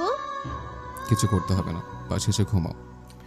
মেধা এই কথায় জবাব দিল না, আপন মনে পানি ঢালতে থাকলো আদিত্যের মাথায়। তখন সীমা বেগম মেধার নাম ধরে ডাকলেন। মেধা চট করে উঠে দৌড়ে গেল রান্নাঘরের দিকে। সীমা বেগম তাকে দেখে বললেন তোয়ালে ভিজিয়ে আদিত্যের শরীরটা মুছে দিতে। এ কথা শুনে মেধা বলল, পারবো না, তোমার ছেলে তুমিই যাও। আমার ছেলে আর তোর কে? পারবি না মানে? এ আবার কেমন কথা? যখন থেকে জ্বর এসেছে বারবার বলেও আমি জলপট্টি দিতে পারিনি। তার একই কথা, মাথায় পানিও ঢালবে না, ঔষধও খাবে না। স্বামী মানে একান্ত নিজের ব্যক্তিগত মানুষ, তার উপরে জোর খাটানোর অধিকার তোর আছে। সে যদি তোকে একটা ধমক দেয়, তুই দুইটা ধমক দিবি, বুঝে গেল? এবার যা। তুমি যাও, আমি রান্না করছি। সত্যি যাবি না? না, যেতে হবে না তোকে। আমি আমার ছেলের আবার বিয়ে দিব, বাধ্য একটা মেয়েকে বউ করে আনবো। একদিকে ছেলের অত্যাচার, অন্যদিকে মায়ের। আমার হয়েছে যত জ্বালা, আর ভাল লাগে না। আমিই চলে যাব যেদিকে দু চোখ যায়। একথা বলতে বলতে মেধা পুনরায় রুমে ফিরে গেল। দরজা আটকে আদিত্যের কাছে টি শার্টটি খুলতে উদ্যত হতে আদিত্য বাধা দিল। মেধা আদিত্যের গাল চেপে ধরে রাগী স্বরে বলল, মেয়ে মানুষের মতো ঢং করা বাদ দেন। এখন নিশ্চয়ই এইটা বলবে না আমার সামনে টি শার্ট খুলতে লজ্জা লাগছে? শীত লাগছে রে বাবা। আমি তোমার বাবা? একটা বাবা দিয়ে তোমার হচ্ছে না, তুমি বউকে বাবা ডাকতে শুরু করে দিলে। আদিত্য এবার বিরক্ত হয়ে তার দিকে তাকিয়ে রইল। মাথা ব্যথার কাহিলছে। এমনিতেই এই মেয়েটার ভীষণ জ্বালাচ্ছে। আদিত্য বিরক্ত হয়ে উঠে বসে টি শার্ট খুলে ফেলল। মেধা তোয়ালে ভিজিয়ে শরীর মুছে দিয়ে মাথাটাও ভালো করে মুছে দিল। অতঃপর আদিত্যকে শুয়ে বলে তোয়ালে মেলে দিতে দরজায় খুলে আদিত্যের কপাল টিপে দিতে থাকলো। তখন সীমা বেগম নুডলস আর 1 কাপ চা করে আনলো। আদিত্যকে খেতে বলে মেধাকেও তুলে দিলেন 1 বাটি নুডলস। ওষুধ খেয়ে শুয়ে পড়ল। তখন সীমা বেগম ভালো মন্দ বেশ কয়েকটা কথা বললেন তাকে দুজনকে। ছেলের মাথায় হাত বুলিয়ে মান অভিমানের পালাও ভাঙবে। চারিদিকে তখন ফজরের আজান দিচ্ছে। তারপর মেধা আদিত্যর দিকে খেয়াল রাখতে বলে ওনারা বাসায় চলে গেলেন। আমানের খোঁজ নাই, তার উপরে এত বড় বাসা ফাঁকা, না জানি কখন কোন বিপদ ঘটে যায়। ওনারা চলে যেতেই মেধা আদিত্যের বুকে মাথা রেখে শুয়ে পড়ল। আদিত্যও জড়িয়ে ধরে নেত্রজোড়া বুঝে নিল। এখন ভালো লাগছে, মনে হচ্ছে ভীষণ সুন্দর, ভালোবাসা সুন্দর। সেদিনের পর থেকে সত্যি সত্যি মেধার মধ্যে পরিবর্তন দেখা গেল। আদিত্যের প্রতিটা ব্যাপারে সে এখন ভীষণ সিরিয়াস। এখন রোজ সকালে কাজের মেয়ের সাহায্যে নাস্তা বানিয়ে খেয়ে দুজনে একসঙ্গে বাসা থেকে বের হয়। আদিত্য তাকে কলেজে নামিয়ে দিয়ে অফিসে চলে যায়। মেধা কলেজ শেষ করে কখনো বাসায় ফিরে, কখনো আদিত্যের চমকে দিতে অফিসে চলে যায়, আবারও কখনো সীমা বেগমকে জ্বালাতে সেখানে উপস্থিত হয়। এক কথায় পড়াশুনো, স্বামী, সংসার, শ্বশুর শাশুড়ি নিয়ে ভালোই দিন কাটছিল। এরই মধ্যে অবাক করা একটা ব্যাপার ঘটেছে। সেদিন রাতের পর এত খুঁজেও আমানকে খোঁজ পাওয়া যাচ্ছে না। দিন যায়, মাস যায়, তবুও সে ফিরে না। ছেলের অপেক্ষায় সীমা বেগম খুব কাঁদে, দোয়া করে। ছোট ভাই নিখোঁজ, বাসা ফাঁকা। মার সবসময় কাঁদে দেখে আদিত্য বাসায় ফিরে এলো, ওর ফ্ল্যাট ভাড়া দিয়ে দিল। আমানের নিখোঁজের যখন 6 মাস 8 দিন পার হলো, তখন খবর এলো আমান বেঁচে আছে আর সে স্বেচ্ছায় রিহ্যাবে গেছে। বর্তমানে সেখানেই আছে, লড়াই করছে নেশা থেকে মুক্ত হতে, প্রিয় মানুষের সঙ্গে সুস্থভাবে বেঁচে থাকতে। একথা শুনে সবাই অশ্রু ঝরালো, ভীষণ খুশি হলো। তারপর সবাই দেখা করতে। 6 মাসে আমানের মধ্যে অনেক পরিবর্তন এসেছে, স্বাস্থ্যের উন্নতি হয়েছে, চেহারাতে সুখ সুখ ভাব ফুটে উঠেছে। সবার সঙ্গে কথা বলে আমানের দৃষ্টি পড়ল আদিত্যের দিকে। আদিত্য তার দিকেই তাকিয়ে আছে। আমান দৃষ্টি নত করে মাথা নুইয়ে ফেলল। অশ্রু ঝরে যেতে লাগলো তার দু চোখ বেয়ে। অপরাধবোধ তাকে কুড়ে কুড়ে খায় প্রতিনিয়ত। আমানের মন পড়তে পেরে আদিত্য বলল, কথা বলবি না আমার সাথে? একথা কর্ণ কুড়ে বোঝাতে আমান দৃষ্টি তুলে তাকালো। ওর চোখ অশ্রুতে টইটম্বুর, ঠোঁট কামড়ে ধরে কান্না আটকানোর বৃথা চেষ্টা চালাচ্ছে। আদিত্য তখন মুখ ভর্তি হাসি আমানের সঙ্গে কথা বলল। সুবিধা অসুবিধা নিয়েও কথা হলো। কথা শেষ করে যখন সবাই চলে যাবে, তখন আমান মেধাকে বলে ওঠে, বনু, এটা কিন্তু ঠিক হচ্ছে না। তোর আর আমার কথা হয়েছিল আম্মুকে জ্বালিয়ে মাছ ভাজা করে দিবি। তুই কি আজকাল জ্বালাচ্ছিস না ঠিক মতো? জ্বালালে তো আম্মুকে এত সুখী লাগলো না। তোর দ্বারা এসব হবে না, বুঝলি? তুই এক কাজ কর, বাসায় গিয়ে একটা জুনিয়রকে নিয়ে আয় আর তাকে আম্মুর পেছনে লেলিয়ে দে, তারপর বাকিটা সে করে নেবে। আমানের কথা শুনে তখন মেধা গাল ভর্তি হেসে বলল, তুমি চিন্তা করো না ভাইয়া, আজকে থেকেই কার্যক্রম শুরু করে দেব। 9 মাস পর রেজাল্ট পেয়ে যাবে। ওর কথা শুনে আদিত্য ভ্রুজোড়া কুচকে তাকিয়ে রইল আর বাকিরা শব্দ করে হেসে উঠল। তারপর আমানকে সাবধানে থাকতে বলে মেধারা চলে গেল। আর আমান কয়েকটা বছর ওখানেই থাকতে চায়। নেশার আসক্তি পুরোপুরি কাটিয়ে না ওঠা অবধি। কষ্ট যখন করছে আরও একটু করুক, বেলা শেষে একদিন সফল হবেই হবে। এসব ভেবে আমান হেসে ওদের যাওয়ার দিকে তাকিয়ে মনে মনে বলল, কে বলে আমি অসুখী? ওই যে আমার সুখ পাখিরা, যাদের হাসিতে আমার সুখ লুকিয়ে।